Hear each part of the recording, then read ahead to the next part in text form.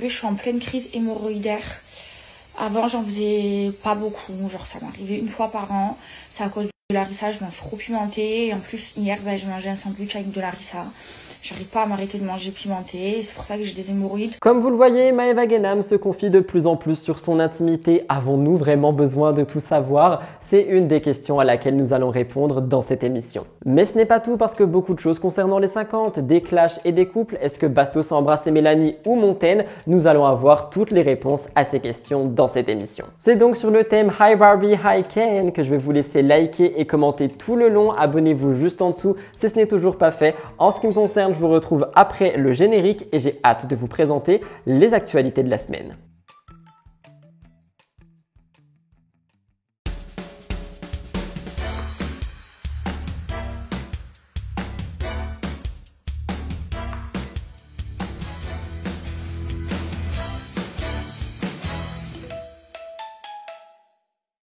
C'est donc sur ce thème Hi Barbie, Hi Ken qu'on se retrouve pour l'émission de la semaine. Nous commençons comme à chaque fois par une mise au point. Vous allez voir que celle-ci est quand même beaucoup plus courte que celle de la semaine dernière où je vous ai vraiment raconté ma vie. Mais je voulais quand même revenir sur 3 points essentiels avec vous. Le premier concerne une de mes anciennes vidéos où nous discutions de Sarah Frézou. C'est vrai que les internautes se posaient une question. Est-ce qu'elle est de nouveau en couple? Est-ce que c'est une fake news et une rumeur? Apparemment, Sarah aurait elle-même réagi disant que l'homme en question était marié et que Sarah et lui n'étaient qu'amis. Donc c'était pour faire un petit point sur ça et revenir sur cette actualité parce que j'allais pas écrire une rubrique complète, mais c'était un petit peu pour compléter mes informations.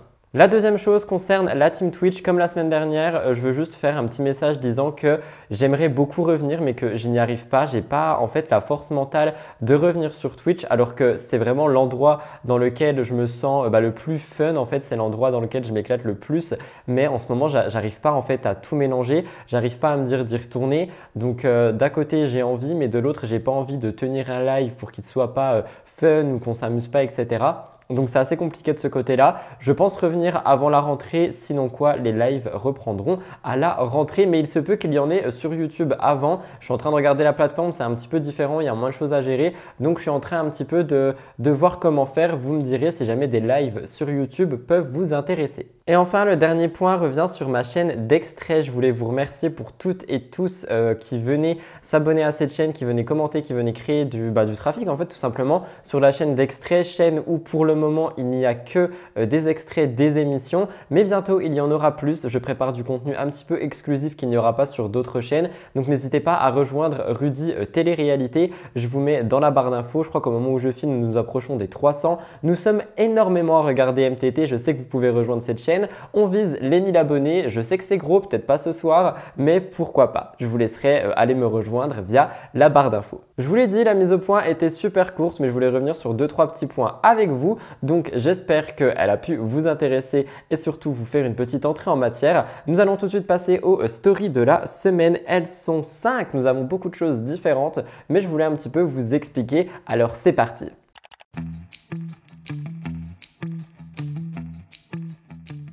La première story de la semaine revient sur Hilary. Et oui, en effet, Hilary a fait un placement de produit pour une paire de chaussures. Une paire de chaussures Clarosa, comme vous le voyez à l'écran. Son pied a l'air un petit peu inconfortable à l'intérieur de cette paire de chaussures et par conséquent, ça a réveillé les soupçons des internautes. Est-ce que Hilary est honnête avec eux? Est-ce que Hilary fait la promotion de cette marque alors qu'elle lui fait très mal aux chaussures? Donc j'ai décidé d'aller fouiner un petit peu et d'aller regarder les avis sur Google. Ce sur quoi je suis tombé est assez tranché. Nous avons des gens qui précise qu'il s'agit d'un site arnaqueur, qu'il s'agit d'un site qui vous vend des chaussures à une qualité médiocre pour un prix qui ne les vaut pas. Il y a d'autres personnes qui disent que ces chaussures sont retrouvables sur d'autres sites. Et enfin, il y a quelques clients contents. Je vous dirais juste de faire attention et moi personnellement, en voyant la story et en me disant que son pied est tout écrabouillé à l'intérieur, ça ne me donne pas envie d'acheter cette paire de chaussures. Je vous laisserai me dire ce que vous en pensez, mais c'était pour faire une petite entrée en matière. Nous passons tout de suite à la suite.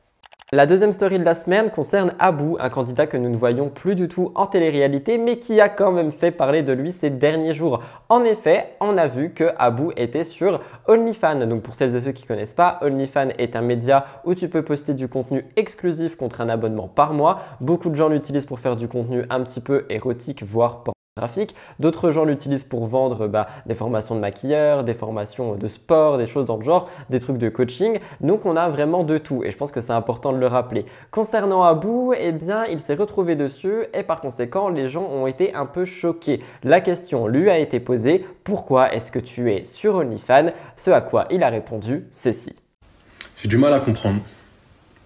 Il va falloir m'expliquer. Qui pêche dans l'histoire? Moi, qui mets du contenu sur OnlyFans, contenu que je ne peux pas mettre sur Instagram, ou toi, qui fabule, qui critique, sans savoir, sans connaître? Je me pose la question. Je pense sincèrement, vraiment, que avec mon OnlyFans, je peux gagner des hasanettes. Oui. Oui, j'instruis, d'une certaine manière. Ça plaît pas à tout le monde, mais voilà. On apprend de tout. Donc, voilà, ceux qui me critiquent, écoutez, j'y peux rien. Mais c'est comme ça. Comme vous venez d'entendre sa réponse, Abou dit qu'il aurait des choses à apprendre, qu'il aurait des choses à transmettre surtout, mais que les gens critiquent sans savoir et que son compte n'est peut-être pas comme les autres. Et bien en effet, après quelques recherches approfondies via les blogueurs, je précise, il me semble que c'était Mayamo, il y a pas mal de captures d'écran qui sont ressorties. Et sur le OnlyFans de Abou, nous ne retrouverons pas du contenu graphique ou érotique, mais des petits rappels par rapport à la religion, par rapport au chemin de vie, etc. disant qu'on n'a pas à se perdre sur ce type de plateforme et qu'il faut se remettre dans le droit chemin. Il y a beaucoup de gens qui disent que c'est hypocrite de sa part parce que c'est pas du tout l'endroit pour ça. Il y en a d'autres qui disent que c'est une idée de génie et moi je vous demanderai, qu'en pensez-vous ? Quelqu'un qui a bel et bien réagi aux révélations de Abou, c'est Sarah Frézou. En effet, celle-ci se montre choquée par le comportement de Abou et dit que ce qu'il fait est inapproprié et incohérent. Selon elle, les valeurs de la plateforme OnlyFans et celles de la religion sont opposées. C'est la raison pour laquelle ce que Abou fait n'a aucun sens pour Sarah Frézou. Je voulais le placer là, vous me direz ce que vous en pensez. Cette troisième chose, c'est rajouté last minute, mais en effet, le collectif AVI a reposté des posts du compte de la DGCCRF qui ont mis en avant 3 nouveaux influenceurs qui sont donc sanctionnés. Nous avons Rim, dont nous parlons souvent sur les émissions. Nous avons une autre femme que je n'ai pas connue, mais son nom sera à l'écran. Et enfin, nous avons Julien Bert. Pour celles et ceux qui ne savent pas, mais on va y revenir un petit peu lors de cette vidéo, Julien Bert a pour le moment un passé qui est questionnable. Il y a beaucoup de gens qui se posent des questions par rapport à lui. Et c'est vrai que déjà connu pour des placements qui pouvaient être limites, etc., on s'attendait tous à ce que la DGCCRF le souligne et le pointe du doigt, chose qui est arrivée et grâce au compte Instagram Vostar en réalité, j'ai retrouvé le placement en question pour lequel il est sanctionné, je vous laisse regarder. Salut à tous, il est enfin l'heure que je vous parle de mon fameux projet. Mais avant toute chose, je vais vous dire quelque chose de très important qu'il va falloir que tu comprennes bien. C'est pas l'argent que tu vas gagner ou que tu pourrais gagner avec nous. La promesse que je peux te faire droit dans les yeux, c'est que tu as 100% de chance, je répète, je le redis, tu as 100% de chance de gagner de l'argent tous les mois avec moi. Je sais qu'en ce moment les temps sont durs pour tout le monde, c'est pour ça que je rigolerai pas avec ton argent. Comme je vous l'ai toujours dit, les choses bougent lentement, mais elles bougent et je pense que c'est le plus important. Nous passons à la suite. Julien n'a pas pris la parole à ça comme je vous l'ai dit, mais quelqu'un l'a fait. Il s'agit de Rim. Dans une story, elle parle du fait que tout le monde commet des erreurs, mais que parfois on peut aussi subir les conséquences des erreurs commises par les autres. Ce que Rim laisse sous-entendre est qu'elle ne serait pas la seule responsable de la sanction qu'elle a prise par la DGCCRF. Qu'en pensez-vous ? Cette story m'a fait un petit peu sourire et en même temps je me suis dit que c'était dommage de se brider, mais j'ai envie de dire qu'ils font ce qu'ils veulent et que ça les rend heureux, tant mieux. Vous l'avez vu à la petite banderole, nous parlons du prénom du futur bébé de Jazz. En effet, comme vous le savez, elle est enceinte d'un 4e enfant et celui-ci va donc avoir un prénom. Sauf que nous savons aussi que Jazz aime se faire appeler par la GLC Family, donc Jazz, Laurent, Chelsea, Kaden et London. Il manque une lettre à tout ça, un J. C'est la raison pour laquelle quelqu'un a demandé à Jazz si son futur enfant aura un prénom qui comporte les lettres JLC. La personne a demandé ça, Jazz a répondu du tac au tac en disant que oui, on peut donc s'attendre à un prénom avec un J comme première lettre. Je vous laisserai faire vos pronostics dans les commentaires et j'ai failli m'étouffer en disant cette phrase. Jazz a donné un peu plus d'informations, notamment par rapport à la naissance de son futur bébé. Elle a confié que le terme était prévu pour fin septembre et début octobre, une date qui arrive à grands pas et qui nous laisse donc tous sur notre faim. Et enfin, comme chaque semaine, vous le savez, la dernière story de la semaine est une beauté naturelle. Vous m'en avez envoyé pas mal et je vous en remercie. Continuez de m'identifier dans des moments mignons, à me les envoyer, etc. Je pourrais toujours les mettre dans des émissions. Mais cette fois-ci, je suis tombé sur quelque chose qui a failli être ma découverte de la semaine. Je suis tombé sur une chaîne d'une jeune femme, je dis jeune femme parce que je pense qu'elle doit avoir la vingtaine, la trentaine, qui en fait a beaucoup d'insectes chez elle. J'ai la phobie des insectes, on le précise, mais j'ai quand même regardé ses vidéos. Et par conséquent, en fait, elle nous explique un petit peu leur comportement et tout ça. J'ai trouvé ça super intéressant, c'est en français, ça dure 1 minute. Les arachnophobes, je vous conseille de passer votre passage, bien que j'ai la phobie des araignées, mais celle-ci je l'ai trouvée très mignonne, donc tentez de regarder. Si ça vous intéresse, tant mieux, sinon on se retrouve pour le Top Actu. Mais personnellement, j'avais envie de mettre en avant cette chaîne YouTube et cette personne parce que je trouve qu'elle a l'air très passionnée. Je vous laisse regarder et nous passerons tout de suite au Top Actu. Ok, aujourd'hui je me transforme en agent matrimonial pour araignées. Nos 2 célibataires sont Ichi et Tim, adultes et dans la force de l'âge, et comme ils habitent dans la même pièce, ils se sentent. Et là ça doit un peu commencer à les travailler. Ils sont tous les deux en âge de se reproduire. Chez le mâle c'est facile à voir, puisqu'à maturité sexuelle, ses pédipalpes sont en forme de virgule. Mais avant de les faire se rencontrer, il faut s'assurer qu'ils soient tous les deux super bien nourris, surtout elle, parce que si la femelle a un petit creux, et ben le date peut se transformer en goûter, et j'aime autant éviter. Alors aujourd'hui c'est buffet à volonté pour Ichi. Je l'ai installée avec une mouche, sa proie préférée, et assez rapidement elle s'est mise en chasse. Alors faut pas cligner des yeux. Elle devient plutôt très bonne chasseuse, j'espère qu'elle aura pas idée de manger Tim. Elle essaye de la déplacer, mais l'aile de la mouche lui cache la vue. L'idéal c'est de bien nourrir le mâle aussi, même si lui il aura qu'une chose en tête en la voyant, et je parle pas de nourriture. Sauf que Tim, c'est une catastrophe, vraiment. Il est pas dégourdi, s'il voit un truc bouger, il y a de grandes chances qu'il parte en courant, et même quand il voit la mouche, il est capable de juste lui marcher dessus, ou d'en avoir tout simplement une peur bleue. J'ai laissé la mouche dans son terrarium toute la nuit, et au petit matin il l'avait mangée. Du coup on est tout bon pour les préparatifs, il y a plus qu'à croiser les doigts pour que tout se passe bien. Ouais, moi aussi au départ j'avais trop peur des araignées et quand je suis tombé sur celle-là je me suis dit oh mais elle est trop mignonne. Bref, cesse de bavardage, le Top Actu c'est maintenant.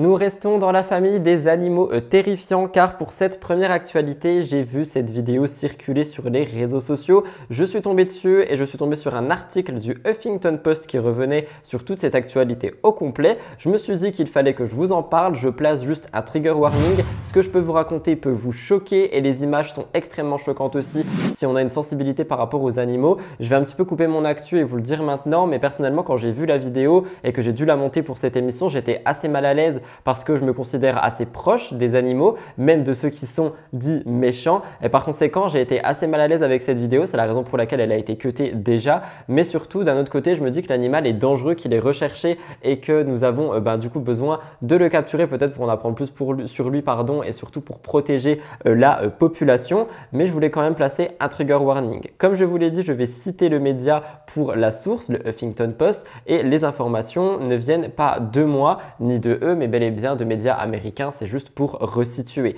Pour vous expliquer, Jake Watery, qui a 22 ans, a partagé sur Instagram une vidéo qui a choqué tout le monde, dans laquelle il capture un python birman, une espèce qui est totalement invasive en Floride. Oui, vous avez très bien entendu, le mec a capturé un python. Il s'est battu avec lui à main nue et a fini par le capturer avec ses propres mains. Il faut savoir que l'animal mesure 5,79 mètres, ce qui est donc énorme, et cela s'est passé en Floride. Il s'agit du plus grand spécimen qui n'a jamais été vu selon une association, dans cet état américain du moins, et c'est vrai que dans cet état, en Floride, c'est une espèce d'animal qui est considérée comme invasive. C'est la raison pour laquelle je trouve ça délicat, mais visiblement, il faut faire en sorte qu'elle parte. Ce python qui faisait plus de 56 kg a été localisé ce lundi à 70 km de l'ouest de Miami dans une réserve nationale. Et en gros, pour vous expliquer, Jake lui fait partie d'une association qui font en sorte d'empêcher cette espèce de continuer à se reproduire. Je crois qu'on dit de se reproduire, mais c'est pas grave. Et par conséquent, il est passé par là et il est tombé dessus. Et c'est la raison pour laquelle il a posté une vidéo de cette capture sur son compte Instagram. Il a tiré le python par la queue et il l'a maîtrisé à l'aide d'une autre personne. Et heureusement, parce que vu comme le python a l'air de se défendre, je pense que ça aurait pu partir assez loin. Je vais vous laisser voir, mais l'animal a été tué depuis. Ça, c'est quelque chose par contre que je trouve dommage. Je pense qu'on peut capturer des animaux, essayer d'en apprendre plus sur leur mode de vie, etc. Faire en sorte qu'ils ne soient pas un danger sur nous sans forcément les tuer. Mais ça, c'est mon instinct beaucoup trop proche des animaux qui parlent. Mais c'est vrai qu'on a dit que c'était un animal qui a été tué. Nous pouvions lire. Nous avions le sentiment que ces serpents pouvaient être aussi gros et nous en avons maintenant une preuve. Comme je vous l'ai dit, je vous laisse regarder. Je place juste juste encore une fois un trigger warning à l'oral vous disant que cette vidéo peut vous choquer. Hey Amy, how you doing? Grab its body.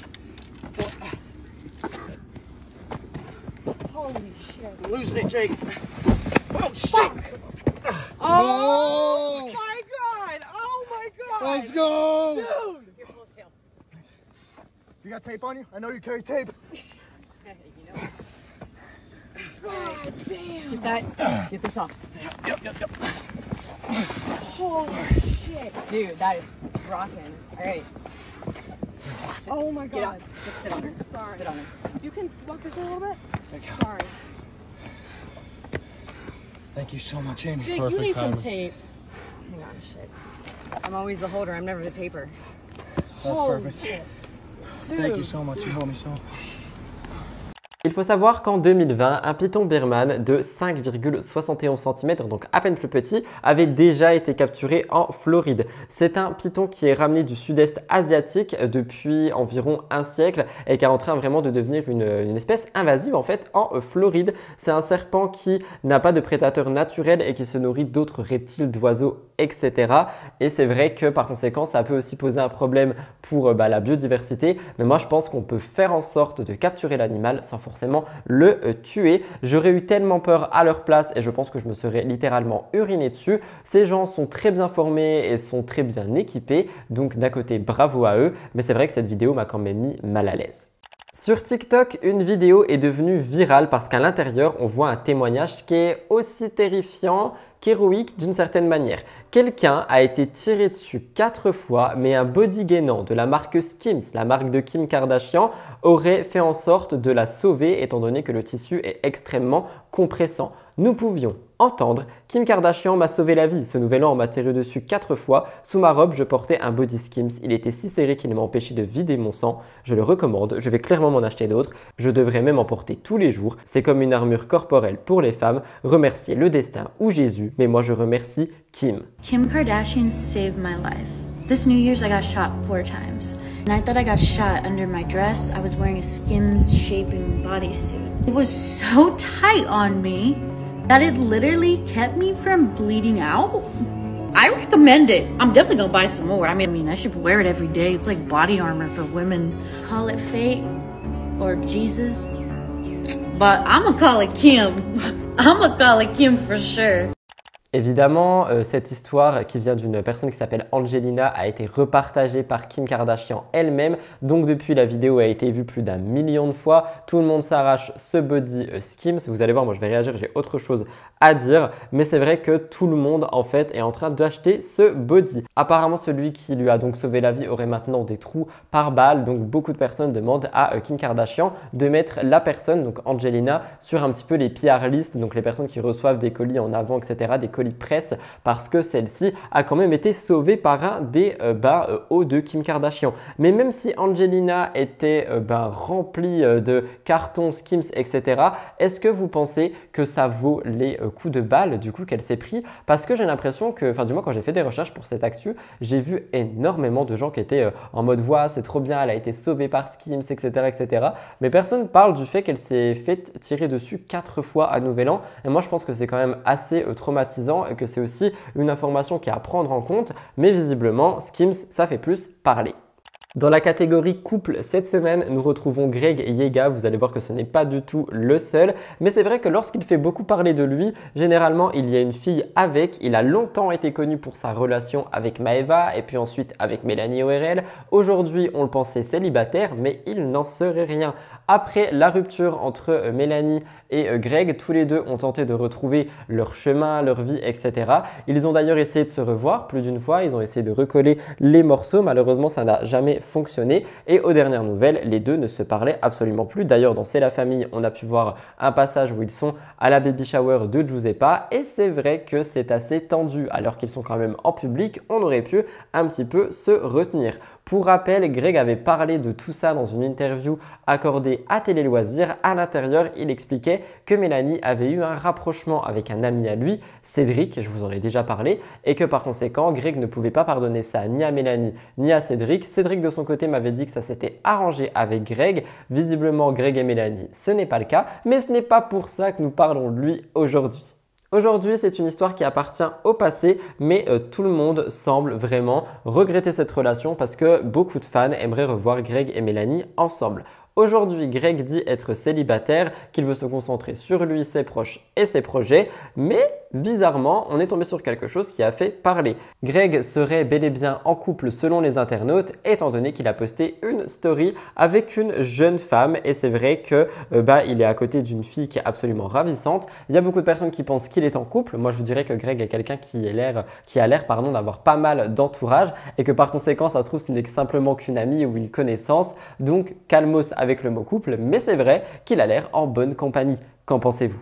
Comme le rapportent les médias, ici le Huffington Post, de YouTube à cinéma, il n'y a qu'un pas pour Lena Situation. J'ai totalement volé cette phrase, mais je la trouve magnifique. Le mardi 18 juillet, Lena a annoncé aller voir le film Barbie en avant-première, un film de Greta Gerwig avec Margot Robbie, Ryan Gosling, qui est sorti ce mercredi dans les salles françaises. Lena l'a vu en avant-première. La jeune femme de 25 ans n'y est pas allée pour rien, étant donné qu'elle prête sa voix française, à la chanteuse Dua Lipa. Mais ce n'est pas tout. Dua Lipa fait une mini-apparition dans le film en tant que Barbie sirène. Lena la double, mais ça ne s'arrête pas là parce que son petit ami Seb Lafrite également. Lui, c'est l'acteur John Cena, j'espère que je le prononce très bien, soit le Ken Triton, qui est doublé par Seb. Lena disait, alors là, normalement, vous avez relu 2-3 fois la phrase au-dessus tellement elle est improbable, mais oui. Que ce soit depuis ma vidéo en collaboration avec Dua Lipa quand je vivais encore chez ma maman, en passant par la poupée Barbie à mon effigie, j'y crois toujours pas, comment j'aurais pu mieux boucler la boucle. C'est vrai qu'il faut rappeler que Lena a eu une Barbie à son effigie en 2022. C'était quelque chose qui avait fait scandale, beaucoup de gens ne comprenaient pas pourquoi est-ce qu'elle avait une poupée Barbie.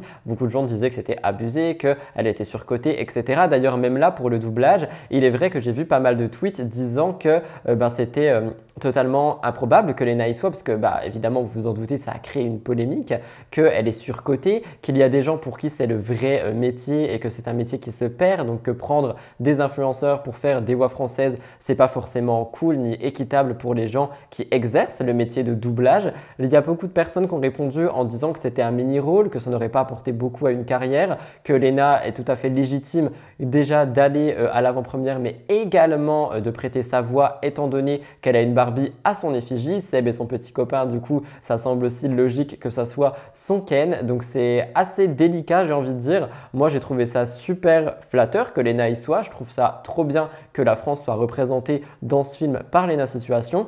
Il y a des personnes qui ne sont pas forcément d'accord, mais moi je pense qu'elle était totalement légitime à y être. Vous me direz ce que vous en pensez. Ce n'est pas tout parce que Seb aussi a réagi, il a dit « C'est peut-être un petit caméo pour certains, mais pour ceux qui suivent depuis l'époque où on doublait tout et n'importe quoi sur YouTube, coucou Sofiane, j'avais toujours rêvé au fond de moi de faire ça un jour. » Donc effectivement, ce ne sont pas des rôles et des scènes qui sont au premier plan, mais ça reste remarquable et franchement, je pense que ça fait quelque chose qu'on pourra raconter à nos enfants. Moi, je suis très fier de Lena et Seb, vous me direz ce que vous en pensez.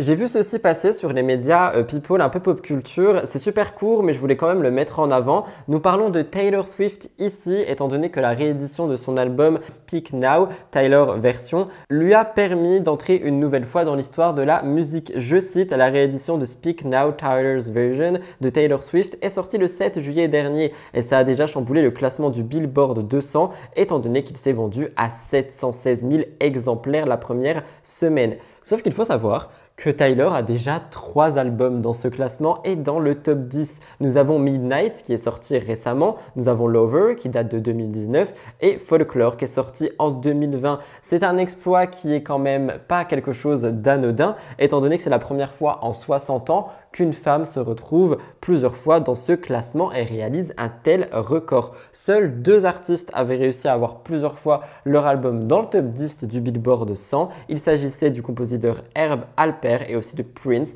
juste après son décès en 2016. C'est quelque chose qui était assez court, mais je voulais quand même le placer là. J'adore Taylor Swift, du coup félicitations à elle et ça me permet aussi de vous poser une question. Est-ce que vous allez aller la voir en concert ou pas du tout? Je sais que c'était une galère pour prendre des places. Il y a plein de gens qui ont réussi, il y a plein de gens qui n'ont pas réussi. Dites-moi si vous avez réussi à en avoir une, si le concert vous intéresse et si oui, est-ce que vous y allez? Nous parlerons des 50 dans un instant dans les gros dossiers comme vous le savez, mais je tenais à revenir sur des révélations qui ont été faites par Giovanni concernant son ancien couple avec Cassandra. Pour une interview pour Gossip Room, il est revenu en détail sur pas mal de choses, notamment Cassandra Julia, et apparemment il garde un souvenir de cet amour qui était entre les deux plutôt positif. C'est quelque chose qu'il décrit comme passionnel. Il évoque une relation qui était vraiment très passionnelle dans le sens où il y avait beaucoup de hauts et beaucoup de bas, beaucoup d'amour mais aussi beaucoup de disputes et que tout ceci a duré un peu plus d'1 an. Évidemment, on lui pose une question, pourquoi avez-vous rompu? Et il a dit en gros que leurs sentiments s'étaient un petit peu effacés. En effet, il dit qu'il a pris la décision d'arrêter cette relation étant donné que les sentiments étaient en train de s'estomper, mais à ce moment-là, Cassandra devait le rejoindre à Nice pour vivre ensemble. Du coup, ça a été une rupture qui a été très douloureuse selon ses mots. Il dit qu'il avait fait le tour de leur relation et qu'il y a de nombreuses ruptures à l'intérieur de cette relation au complet qui ont beaucoup entaché le lien entre les deux. Malheureusement, c'est quelque chose qui peut arriver lorsque nous sommes en couple avec quelqu'un, mais que les disputes prennent le dessus. Parfois, le lien est un petit peu fissuré, voire brisé par ces disputes. Visiblement, c'est quelque chose qui a été qui a été le cas malheureusement pour Giovanni et Cassandra. Il dit que c'est une rupture qui est définitive. Il confie l'avoir bloqué de partout, sinon quoi, c'était assez compliqué pour les deux de s'éviter. Je vous en dis pas plus, je vous laisse regarder. Et concernant ma rupture avec mon ex, Cassandra, c'est vrai que j'ai jamais pris la parole parce que c'était un peu frais, un peu compliqué d'en parler. On est resté un peu plus d'1 an ensemble, on s'est séparés il y a 1 mois et demi. Il y a eu beaucoup d'amour, beaucoup de bas, de hauts, c'est une relation très passionnelle. Qui dit passion dit down, dit moment un peu compliqué. Et au bout d'un moment, le problème c'est que j'ai commencé à me détacher. Mes sentiments ont commencé un petit peu à changer. C'est une personne que j'aurais toujours dans mon cœur, mais je me suis rendu compte que je n'étais plus forcément autant amoureux. Elle devait venir habiter à Nice, me rejoindre. J'ai pris la décision d'arrêter notre relation parce que je savais que j'étais plus dedans et je voulais pas lui faire quitter toute sa vie pour une relation qui allait au final dans le mur. Alors ça a été très compliqué pour moi de prendre cette décision, mais c'est vrai aussi que c'était dans ma tête depuis un moment. Il y a eu plusieurs tentatives où on a failli se séparer, on s'est toujours remis ensemble, mais au bout d'un moment, je pense que quand le vase est trop brisé, on peut plus recoller les morceaux. On a essayé de le faire plusieurs fois, mais ça allait pas. J'étais pas forcément heureux. Elle non plus. J'ai changé, je me suis oublié et c'est pas ça la vie. Quand on est amoureux, je m'en suis rendu compte, donc je préfère arrêter la relation, même si ça a été très compliqué. Concernant notre séparation avec Cass, ça a dû être très brutal parce que au moment où on s'est séparés, je l'ai bloqué de partout. Ça a été dur pour elle, ça a aussi été très dur pour moi, mais on n'avait pas le choix. Elle le sait, je le sais, c'était le seul moyen qu'on se sépare parce que s'il y avait eu le moindre petit contact, un SMS ou si on avait pu s'appeler ou se voir sur les réseaux, peut-être qu'on aurait recraqué, on se serait remis ensemble parce qu'il y a eu beaucoup d'amour, il y a toujours eu cette attirance, mais voilà, c'était pas la bonne solution, donc ça a été très direct. Il m'a fallu beaucoup de courage pour prendre cette décision. Je sais qu'elle l'a pas compris au début. Maintenant, j'ai eu une conversation avec elle très récemment. Elle l'a compris. Elle est apaisée. Je le suis aussi et j'espère qu'elle sera heureuse. Qu'en pensez-vous? Je pense qu'on aura peut-être plus d'informations par rapport aux 50, étant donné qu'on sait qu'ils se sont déchirés sur le tournage avant qu'ils soient éliminés. On sait qu'il y a eu pas mal de séquences disputes. Je pense qu'il y a eu beaucoup de règlements de compte et qu'on aura pas mal de choses à se mettre sous la dent lors de la diffusion fin août et début septembre. Mais qu'en pensez-vous? C'est quand même un couple qui a fait la une des news télé-réalité pendant un moment, qui se retrouve aujourd'hui seul. Nous verrons bien ce que l'avenir leur réserve. Avant-dernière actualité du Top Actu, je tiens à placer un trigger warning pour celle-ci. Nous en avons déjà parlé et pas qu'une fois, mais un petit peu de contexte. En juillet 2022, Moa Lasquale, rappeur, est incarcéré. Apparemment, il avait été arrêté 1 mois plus tôt à la gare du Nord de Paris après avoir violé son contrôle judiciaire. Je vous cite un petit peu ce qui s'était passé. En 2021, le chanteur a été mis en examen pour violence par conjoint, agression sexuelle par conjoint, menace de mort par conjoint et séquestration sur différentes victimes. Il faut savoir qu'au total, 6 de ses ex-compagnes ont déposé plainte. Et ce n'est pas rien, c'est un chiffre qui est à prendre à souligner en fait tout simplement. Déjà, un témoignage, c'est compliqué, mais 6, fallait vraiment se pencher dessus. En juillet 2022, Moa Lasquale est également mis en examen, cette fois-ci pour l'une des plaignantes avait dénoncé les agissements de Moa Lasquale. On avait aussi vu sur la chaîne YouTube de Nabil Flix qu'elle avait notamment confié qu'il l'avait tapé à plusieurs reprises et menacé avec un couteau. Elle avait aussi parlé d'un viol s'était déroulé à Cannes. Par conséquent, ça a fait un petit peu un coup de pied dans l'affaire et c'est allé plus vite. Moala Squal donne des nouvelles et il s'est fait lyncher par des internautes, je vous raconte. Suite à la violation de son contrôle judiciaire, il a été arrêté et remis en liberté le 16 juin 2023. Il a été placé sous assignation à résidence avec surveillance électronique. Et ce dimanche 16 juillet, un mois après sa libération, il a donné des nouvelles sur internet. Et ça n'a pas plu. En effet, il poste une photo dans laquelle on peut le voir, les cheveux un petit peu longs, ébouriffés, etc. Une cigarette dans la bouche. Il dit « Libérable depuis le 16 juin 2023. Merci pour tout la MIF, merci pour tous les amours des îles. Je vous aime tout, vous savez pas comment, je vous dis à très bientôt. » Et il pensait sincèrement que pas mal de gens allaient le féliciter, allaient lui souhaiter un bon retour, allaient lui envoyer énormément d'amour. Il a eu énormément d'amour, mais ce n'est pas du tout la seule chose qu'il a eue, étant donné que les internautes ont commencé à le critiquer de manière assez virulente. Certains reviennent d'ailleurs sur les accusations. Nous pouvions lire « Pas de pardon pour un 111, musique de qualité ou pas de pitié pour ceux qui tabassent copines et femmes, pas de pardon pour les tabasseurs de femmes, le délinquant est de retour ». Les internautes ont l'air d'avoir un avis assez tranché sur Moala Squal. Ils ne veulent pas écouter sa musique, ils ne veulent pas qu'il soit de retour. Ils veulent en fait littéralement le cancel, c'est un mot que je n'aime pas, mais qui est, je pense, définissable par ce qui se passe ici. Et malheureusement, je suis pas trop d'accord avec ce mot, mais je pense que quand on a de telles accusations, le mieux est de se faire un petit peu petit, même si on est de retour, parce que ce genre de commentaire est malheureusement à attendre. Ça me permet de rebondir sur autre chose. Au moment où je vous parle, j'ai vu ça passer, je ne l'ai pas écrit. L'homme pâle, le chanteur, serait visiblement aussi accusé de choses de ce type. Je me mets sur le dossier, nous en parlerons soit lundi, soit mercredi. Je suis en train de creuser dessus, il y a des choses assez floues. C'est pour ça que je ne voulais pas en parler à la va-vite dans MTT, mais je vous tiens quand même au courant. Oui, j'ai vu l'information. Et enfin, nous terminons le top actu par parler de cheveux. Et oui, encore une fois, cette fois-ci, c'est Amandine Pélissard qui est mise à l'honneur. Comme vous le savez, elle partage énormément de choses sur ses réseaux sociaux. Dernièrement, quelque chose a fait parler. Il s'agit d'un raté capillaire. Elle est habituée à changer de coupe dernièrement, mettre des extensions, les enlever, faire des colos, des mèches, etc. Et Amandine Pélissard a voulu rafraîchir ses racines. Elle n'a pas voulu se rendre chez le coiffeur, donc elle a acheté une décoloration et une coloration en supermarché. Malheureusement, les choses, comme à chaque fois qu'on fait ça, ne se sont pas passées comme prévu et Amandine a été assez inquiète. Et avant d'aller plus loin, entre nous, il est vrai que lorsqu'on achète des colos et des décolos en supermarché et qu'on veut se le faire soi-même, ça finit généralement en catastrophe. Donc faites attention avec ça. Elle n'a pas voulu se rendre chez le coiffeur et les choses se sont un petit peu corsées. En story, Amandine raconte s'être retrouvée avec une couleur jaune pisse. Selon ses dires, le résultat était tellement affreux, ce sont ses mots, qu'elle aurait effrayé ses propres enfants. Donc finalement, elle s'est rendue chez un coiffeur, elle a rattrapé tout ça. Elle a posté des stories avant-après où on la voit vraiment jaune pisse et des stories où on la voit avec une coupe un peu plus belle, mieux coupée, mieux colorée, etc. C'est quelque chose qui a fait pas mal parler pour plusieurs raisons. Premièrement, beaucoup de gens ont ri. Deuxièmement, on parle de la coloration sur une femme enceinte. J'ai fait des recherches, on va en parler.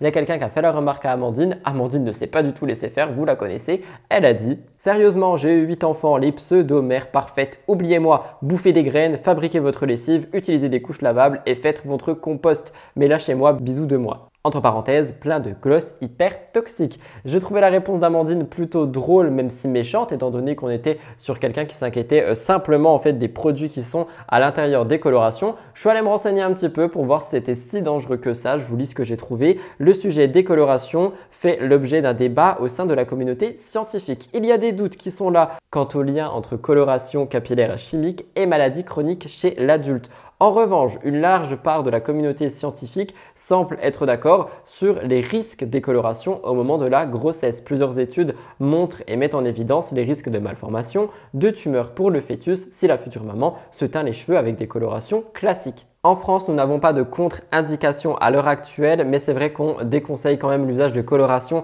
lorsqu'on attend un enfant. La plupart des médecins conseillent en tout cas d'espacer au maximum les colorations durant la période où nous sommes en train de porter un enfant. Donc ça peut être dangereux, c'est pas prouvé, mais ça peut vraiment être dangereux. Faut faire attention avec ça. J'espère qu'Amandine en est consciente et qu'elle ne fait pas un petit peu oulala ce qu'elle veut, etc. J'espère qu'elle prend en compte son bébé. Après, visiblement, une de temps en temps ou espacée, ça peut ne pas être grave. grave, mais ça reste chimique et ça peut être dangereux. C'est sur ces paroles que je termine le Top Actu. Nous allons passer au cœur de l'actu. Nous avons 10 actualités hautes en couleurs. J'espère qu'elles vont pouvoir vous intéresser et vous plaire. N'oubliez pas de vous abonner juste en dessous si vous aimez ce contenu et de liker les amis, liker un maximum. Le dernier MTT a dépassé la barre des 900 likes. Je sais qu'on peut arriver aux 1000. Je vous vois vous surpasser, ça me fait tellement plaisir et donc n'hésitez vraiment pas, c'est juste en dessous. Je vous laisse avec le jingle. Nous nous retrouvons pour le cœur de l'actu. I'm a Barbie girl in a Barbie world.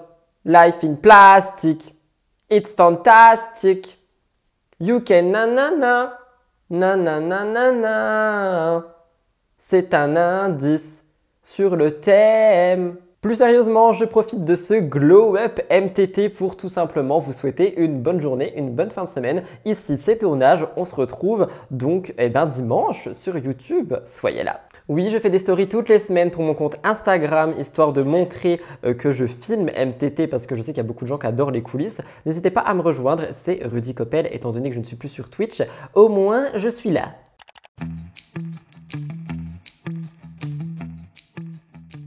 Vous le savez car vous suivez toutes mes vidéos, mais le couple Victoria Meo, c'est vraiment le truc du moment qui fait parler au sein de l'actualité télé-réalité. Comme vous le savez, la jeune femme est de nouveau en couple. Cette fois-ci, c'est pas quelqu'un qui est issu d'un tournage, mais bel et bien un anonyme, et je mets des guillemets. Et sur ses réseaux sociaux, Victoria fait toujours en sorte de cacher le visage de son grand amour. Elle l'a expliqué plusieurs fois, elle n'a jamais réussi à être heureuse en amour. Elle a voulu préserver l'identité de son compagnon actuel pour garder un petit peu la magie du début, le fait que ça soit privé, etc., etc.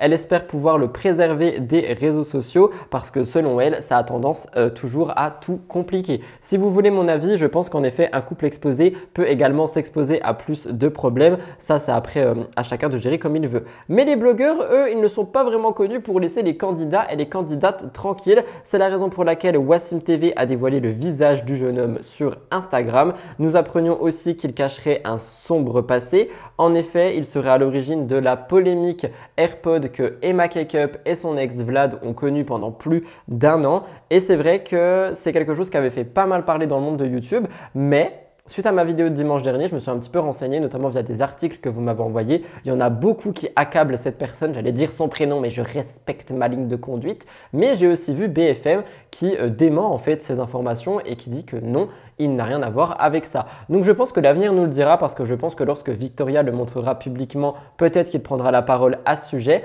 Pour le moment, visiblement, d'après BFM TV, il ne serait pas mêlé à ça, mais faisons quand même en sorte de faire attention.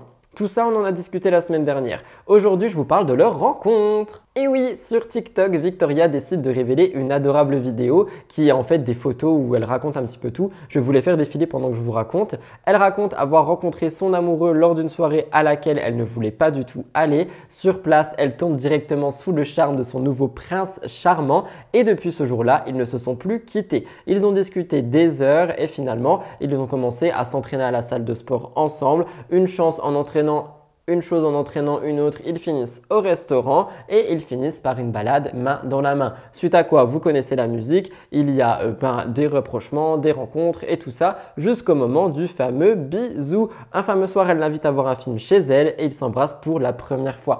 Je réagis, mais c'est vrai que j'ai trouvé ce TikTok trop mignon. En plus, elle nous livre vraiment tous les détails. Du coup, j'ai l'impression d'avoir une copine en fait qui me raconte comment est-ce que elle a rencontré son petit ami, les moments trop cute, les moments gênants, etc. Et c'est vrai que c'est quelque chose que je trouve qui rapproche fortement un ou une influenceuse, un influenceur avec sa communauté, c'est d'être aussi transparent, de donner autant de détails sur le privé et tout ça. C'est quelque chose que moi j'ai beaucoup de mal à faire, mais Victoria Meo y arrive très bien et la preuve, ça m'a ramené dans sa cause. Mais cette actu ne s'arrête pas là. En effet, comme je vous l'ai dit la semaine dernière, la première personne à avoir lancé la mèche sur l'identité du copain de Vivi en faisant des recherches Google, etc., c'est Bastos. Comme vous le savez, Bastos et Vivi étaient ensemble, puis sex friends, puis amis, puis collègues de YouTube. Et aujourd'hui, suite à la vidéo dont on a déjà parlé, qui était sortie sur la chaîne de Maya avec Vivi, ils ne se parlent plus. On rappelle que dans cette vidéo, Victoria avait avoué avoir trompé presque tous ses ex, des mots qui n'ont pas du tout plu à Bastos Bastos, mais qui ne l'ont pas surpris. Notamment, il a dit qu'il n'a pas apprécié d'apprendre cette trahison de cette manière. Tu m'étonnes, mais je me rappelle qu'il avait dit qu'il n'était pas étonné. Selon lui, il était sous l'emprise de Victoria et en fait, son amour pour elle lui faisait faire un petit peu n'importe quoi. Quoi qu'il en soit, lorsqu'il a appris que celle-ci était de nouveau en couple, il en a parlé. Il a dit qu'il espère qu'il ne dérobera pas d'argent à Victoria, qu'elle ne se retrouvera pas dans une polémique à cause de lui. Je pense qu'il fait un parallèle avec Emma Cakeup. Je vous laisse écouter Bastos. Tu connais le copain de Vivi, je sais qui c'est quoi. De nom, il est très célèbre pour ses trucs bizarres qu'il a fait sur les réseaux à vendre. Apparemment, Emma l'accusait de l'avoir arnaqué et d'avoir arnaqué tous ses abonnés, etc. Donc il est très célèbre pour des malversations supposées sur les réseaux. Mais je le connais juste de nom, quoi. Il s'appelle et il est connu pour ça. Il est connu à cause d'histoires d'arnaque, quoi. Je sais pas vraiment ce qu'il en est, moi. Mais du coup, quand j'ai entendu qu'elle était avec lui, je me suis dit merde, pas très cool, quoi. Il finira peut-être par la mettre elle dans la merde, quoi, pour l'argent, j'en sais rien. Pour réagir au complet par rapport à ça, je vous dirais que le petit copain de Victoria, c'est un petit peu ce que j'ai dit la semaine dernière. Je pense, comme tout le monde, il a le droit à une seconde chance s'il est vraiment mêlé à tout ça. Peut-être qu'aujourd'hui, il a changé et qu'il n'est plus comme ça. Victoria est quelqu'un d'assez sûr d'elle, qui fait attention en fait à ses business, etc. Donc, je pense qu'elle était au courant de qui il est, si vraiment il est cette personne, et que elle s'est pas lancée là-dedans comme ça. Je pense qu'elle sait ce qu'elle fait et qu'elle s'est mise avec lui en connaissance de cause, mais moi, je privilégie toujours, et c'est quelque chose qui ne changera jamais, les secondes chances, voire même les troisièmes et les quatrièmes. Je suis quelqu'un qui pardonne beaucoup et par conséquent, je me dis que à ce moment-là, on n'a pas de nouvelles de cette personne. Peut-être qu'il a fait une erreur dans le passé, mais qu'aujourd'hui, c'est terminé, pas comme d'autres, et que peut-être, tout simplement, il est en quête de rédemption. Nous verrons bien ce qu'il en est, mais quoi qu'il en soit, c'est quelque chose qui fait quand même la une. Je vous ai fait une vidéo assez complète qui revient sur la polémique autour de Alan Food Challenge. C'est vraiment le truc qui a marqué YouTube dernièrement. Pour un petit peu de contexte, au début du mois de juillet, un YouTuber, Théo Malini, publiait une vidéo qui s'appelait Alan Food Challenge, tout est fake. Ce vidéaste revenait avec littéralement énormément de choses, de preuves selon lui, etc. qui montrent que Alan Food Challenge fakerait ses vidéos. Pour contexte, Alan lui fait des vidéos où il mange des quantités astronomiques de nourriture. Visiblement, ça aurait pu être faux et visiblement, pour divertir ses abonnés, il mentirait lorsqu'il filmerait ses vidéos où il mange énormément. Via un montage qui est extrêmement bien fait, Alan a réussi à faire croire qu'il ingurgiterait énormément de nourriture, mais tout ceci serait faux selon Théo Malini. Et dans un live, Alan a décidé de se défendre et il explique à sa communauté avoir menti. Il disait au fil du temps, avec la pression des réseaux, des abonnés, des proches, des collaborateurs, il fallait forcément faire encore plus. Toujours plus. J'ai dû enjoliver, embellir 2-3 vidéos, chose que j'ai assumée par la suite. En 6 ans sur les réseaux et en ayant publié plus de 450 vidéos, Alan assure avoir menti que 3 fois, ce qui n'est rien de grave, c'est de l'acting, du divertissement, je n'ai rien fait de mal, ce sont ses mots. Alors je réagis sur plusieurs petits trucs. Le côté de toujours faire plus, je vous en ai parlé il n'y a pas longtemps sur ma chaîne Lifestyle, c'est quelque chose c'est quelque chose que beaucoup de créateurs en fait rencontrent sur leur parcours, j'ai l'impression. Il arrive un moment où tu aimes bien investir pour ce que tu fais, tu aimes bien avoir plus de qualité, plus de machin, plus de bidule et tu peux en fait juste tomber dans ce piège du plus. Alors attention, après de là à aller mentir, faker, etc. c'est quelque chose qui personnellement me dérange et que je trouve grave sur un point. Donc en soi, le fait de mentir dans des vidéos, de faire du divertissement, il n'y a pas mort d'homme, je vous ai tout expliqué, mais le fait de mentir à sa communauté et de briser le lien avec des personnes qui payent ton loyer parce que la communauté te fait vivre, donc des personnes qui font en sorte de te faire payer ton loyer, etc. Même si tu travailles pour tes vidéos, c'est eux qui les regardent. Donc, je trouve que briser ce lien, c'est grave et que le reconstruire va être compliqué. Mais c'est vrai que mentir dans des vidéos, il n'y a rien de grave, il n'y a pas mort d'homme, il y a pire sur la planète. Par contre, détruire ce lien avec cette communauté, personnellement, moi, ça fait partie des choses qui sont quand même assez graves. Eh bien, sur YouTube, il a décidé de revenir une nouvelle fois sur cette polémique et sur un message qu'il voulait faire passer. Il y a des excuses que tout le monde attendait qui ne sont pas là. À la place de ça, sa communauté peut mieux comprendre ce que Alan va tenter de proposer par la suite. Il dit que c'est terminé les vidéos de challenge, qu'il veut profiter des restaurants avec des concepts un petit peu fous. Toujours des trucs autour de la food, mais plus de food challenge. Donc en gros, on a de la food un peu plus calme et des défis qui seront axés sur un autre type de contenu. Il dit que la première vidéo arrivera prochainement. Pour Alan, cette polémique est un mal pour un bien. Il a dit « Ça me permet de rebondir et de faire ce que je voulais faire depuis le début, ce qui me plaît, kiffer, partager, vous divertir, être proche de vous à travers des lives. » Donc comme je l'ai dit, c'est bien beau tout ça, mais je pense que le lien qu'il a avec sa communauté, va falloir le reconstruire, que ça va être quelque chose qui va prendre du temps. Il va falloir raccorder cette confiance, puisque la confiance, tu l'accordes et tu la donnes très facilement et tu la reçois très facilement. Mais une fois qu'elle est brisée, c'est très compliqué et je pense sincèrement que Alan a brisé la confiance qu'il y avait entre lui et pas mal de membres de sa communauté. Effectivement, les polémiques et les bad buzz ne sont jamais faciles à vivre. Il faut savoir encaisser et surtout comprendre, mais tirer le positif de ceci, parce que pour moi, un bad buzz, une polémique, il n'y a pas que du mauvais, il y a énormément de positifs à retirer. Ça permet de te faire te poser des questions sur toi-même, ton contenu, ce que tu vas apporter. Donc je pense qu'il y a beaucoup à tirer d'une polémique et d'un bad buzz, et surtout pour devenir la meilleure version de soi-même. Mais je pense que ça va prendre du temps. Je n'ai rien personnellement contre Alan, mais je lui envoie tout le courage du monde pour recréer ce lien avec sa communauté. Je vous laisse avec un petit magnéto. Donc c'est pas 2-3 vidéos qui vont entre guillemets ruiner ma carrière, faire croire aux gens que je suis un menteur, j'ai menti depuis le début, ce n'est pas le cas. Vous me connaissez, vous savez ce que je vaux. Et malheureusement, suite à ces accusations via une vidéo tierce, j'ai dû du coup répondre à ces accusations, notamment en live Twitch. Une première pour moi, il fallait répondre vite, pas trop laisser entre guillemets monter la sauce. Je ne connaissais pas trop la plateforme, ni comment ça marchait. Donc je me suis un petit peu entre guillemets dépêché, fait ça en freestyle à la dernière minute. Donc à J-2, on a essayé de faire des tests. J-1, c'était parfait. Et le jour J, comme par hasard, bug technique, bug de production, bug informatique, bug internet que vous voulez. Donc c'était un petit peu étrange. Je pense que vous avez quand même bien rigolé sur la toile, avec un live entre guillemets en 2D, en Nokia 3310. Mais bon, au moins il y a pas mal de montage que même moi, j'avoue, j'ai rigolé. J'assume, c'était sympa, c'était bien fait. Il y a eu des mèmes, des clips, ce que vous voulez. C'est le jeu, on est en France, il y a pas d'expression, faites ce que vous voulez. Après, pour la performance, très franchement, pour moi c'était un live où je devais entre guillemets m'exprimer, vous expliquer certaines choses, faire le point, et pas forcément manger. Comme vous le savez, parce que nous avons suivi tout ça de très près, l'année 2023 n'a pas forcément bien commencé pour Shanna Kress et Jonathan Matijas. C'est un couple qui avait terminé l'année sur une bonne nouvelle, la naissance de leur petit Luca, mais les choses se sont enchaînées très rapidement. En effet, l'une d'entre elles, on peut noter le cambriolage qui a saccagé leur maison. Ils en avaient parlé dans une vidéo YouTube. Les internautes les accusaient d'avoir menti pour faire du buzz. J'ai trouvé ça énorme. Mais suite à tout ça, John et Shanna révélaient une information capitale. Ils souhaitent quitter la France. La plupart des gens se sont dit « Ok, donc ils ont tout mis en scène pour nous annoncer qu'ils quittent la France parce qu'ils vont à Dubaï, mais ils ont honte. Ils ne veulent pas assumer de plus payer leurs impôts, etc. etc., etc. » C'était vraiment la rumeur du moment qui a été démenti. On en avait parlé et moi je trouvais ça audacieux. En fait, c'était vrai de leur part de créer tout cet engouement autour d'un cambriolage pour annoncer leur départ dans un autre pays. Néanmoins, eux, ils sont toujours motivés pour aller vivre à l'étranger, même si ce n'est pas Dubaï comme ils l'ont déjà expliqué. La petite famille voulait donc visiblement s'installer à Bali.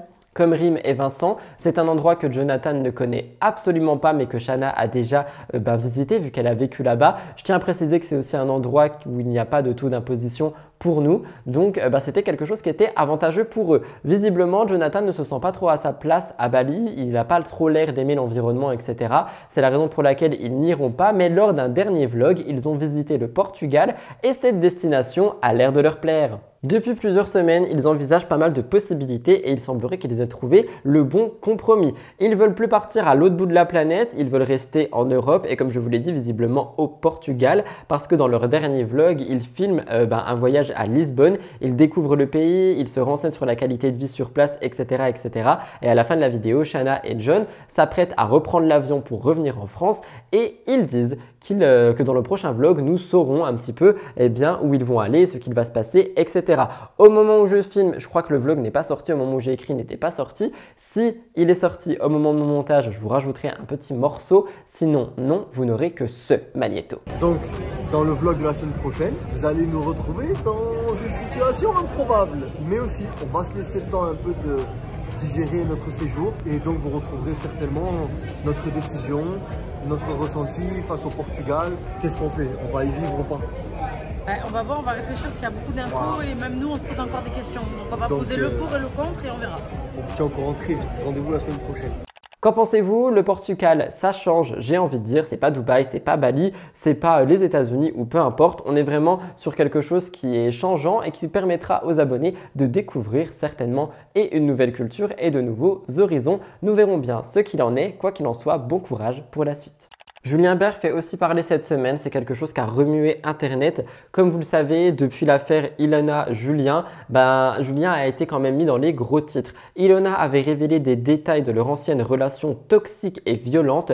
Julien avait lui démenti un petit peu tout ça et il n'arrêtait pas de parler de son amour fou pour Mélanie d'Eddie Gama qu'il essaye de reconquérir. Ces dernières semaines, il se fait de plus en plus discret sur les réseaux et il se concentre davantage sur ses business, sur ses projets pro et ses projets perso. Malgré ça, on continue de parler de lui comme vous le savez. Comme je vous l'ai dit il y a peu, Ilona en a profité dernièrement pour révéler une information qui a fait un très grand bruit. Son procès contre Julien Bert est prévu pour décembre et à ce jour, il n'a toujours pas remboursé 1 centime à Ilona. Et pour réagir par rapport à ça, je trouve que c'est une bonne chose qu'un procès ait eu lieu et qu'on aura bientôt, j'ai envie de dire, un rendu, une conclusion par rapport à tout ça. Le fait qu'il n'ait toujours pas remboursé Ilona, si ce qu'Ilona dit est vrai, je trouve ça mais tellement horrible en fait, c'est serpent, tu vois ce que je veux dire, dans le sens où elle a tout affiché pour essayer d'avoir une réaction, lui il a dit qu'il y allait avoir des réactions et visiblement des mois plus tard il n'y a toujours rien selon les dires d'Ilona. Mais c'est pas tout pour Julien Bert parce qu'on a aussi les rumeurs d'une possible relation secrète entre Julien et Mélanie qui serait revenue. SkyRS a démenti cette information, Aquababe lui avait dit que c'était vrai et qu'ils se revoyaient. Pour l'instant, il semble que Julien n'ait pas réussi à reconquérir le cœur de Mélanie malgré les déclarations qu'il avait fait notamment avec un mannequin, il avait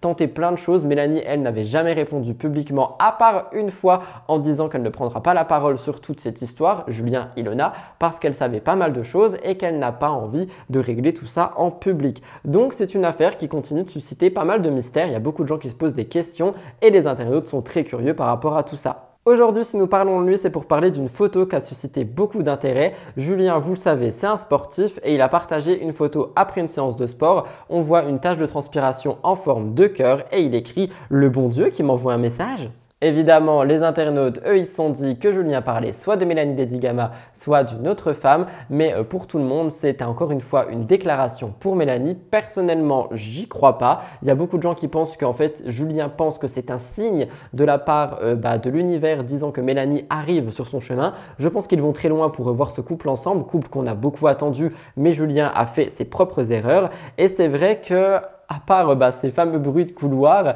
et les mots d'Aquababe, nous n'avons aucune preuve solide montrant que Julien et Mélanie seraient même qu'en contact. Sachant qu'actuellement elle est sur le tournage des 50, ils ne se parleraient même pas. Donc est-ce qu'ils sont de retour ensemble? Est-ce qu'ils se revoient en secret? Personnellement, j'en doute. Malheureusement, sur cette photo, en fait, Julien laisse sous-entendre qu'il veut aussi avoir de meilleures relations par l'avenir et avoir un couple solide, etc. Ce n'est pas la première fois qu'il dit ça et ça ne s'est jamais bien terminé pour le moment. Comme je vous l'ai dit pour Alan Food Challenge, je crois aux deuxièmes chances, je crois aux personnes qui peuvent évoluer. C'était pas pour Alan que j'ai dit ça, j'ai vraiment la mémoire d'un poisson rouge. Non, attendez, là par contre ça me stresse, pour qui j'ai dit ça? Ah, pour le copain de Victoria, j'allais encore une fois dire son prénom. Eh bien pour Julien Bert, je suis pareil, je pense qu'une deuxième chance est possible, mais pour ça il faut travailler dessus, donc je vous laisserai me dire ce que vous en pensez. Le petit point sur Drag Race de la semaine parce que vous adorez ça et moi aussi, on va pas se mentir. Le vendredi 14 juillet était diffusé le 3e épisode de Drag Race France saison 2. Après les éliminations de Rose lors du premier épisode et Vespi le 2e, les participantes ont dû s'affronter pour ne pas être éliminées lors de ce 3e. On a eu des épreuves assez difficiles, un mini challenge qui consistait à dire du mal des autres, quelque chose qui a été extrêmement drôle et on a eu aussi le défilé qui malheureusement a été un fail pour quelqu'un. Donc on a eu un lip sync et suite à ça on a eu l'élimination de Kitty Space qui a été vraiment un choc pour pas mal de gens sur les réseaux sociaux. Dans une interview qu'elle a accordée à 20 minutes, elle revient sur son parcours et dans cette interview elle explique les raisons pour lesquelles selon elle, elle a été éliminée. Je vous explique, ça a été un épisode qui a été vraiment assez dynamique. Elle a été très en dessous lors du Maxi Challenge, elle a tenu qu'elle a mis lors du défilé avant l'élimination, figuré parmi les tenues les plus banales de la saison. Elle revient sur tout ça en disant j'ai perdu tous mes moyens à cause du stress et la fatigue. En fait, elle dit qu'elle s'est mise une pression trop forte et elle explique qu'elle avait peur de décevoir et les téléspectateurs et Nicky Doll et Daphne Burki et les jurés de cette épreuve. Et par conséquent, elle s'est mis une pression de malade et elle a fait un petit peu moins que ce qu'elle pouvait donner. Au tout début, elle voulait faire un petit peu des stéréotypes sur les asiatiques drag queens, etc.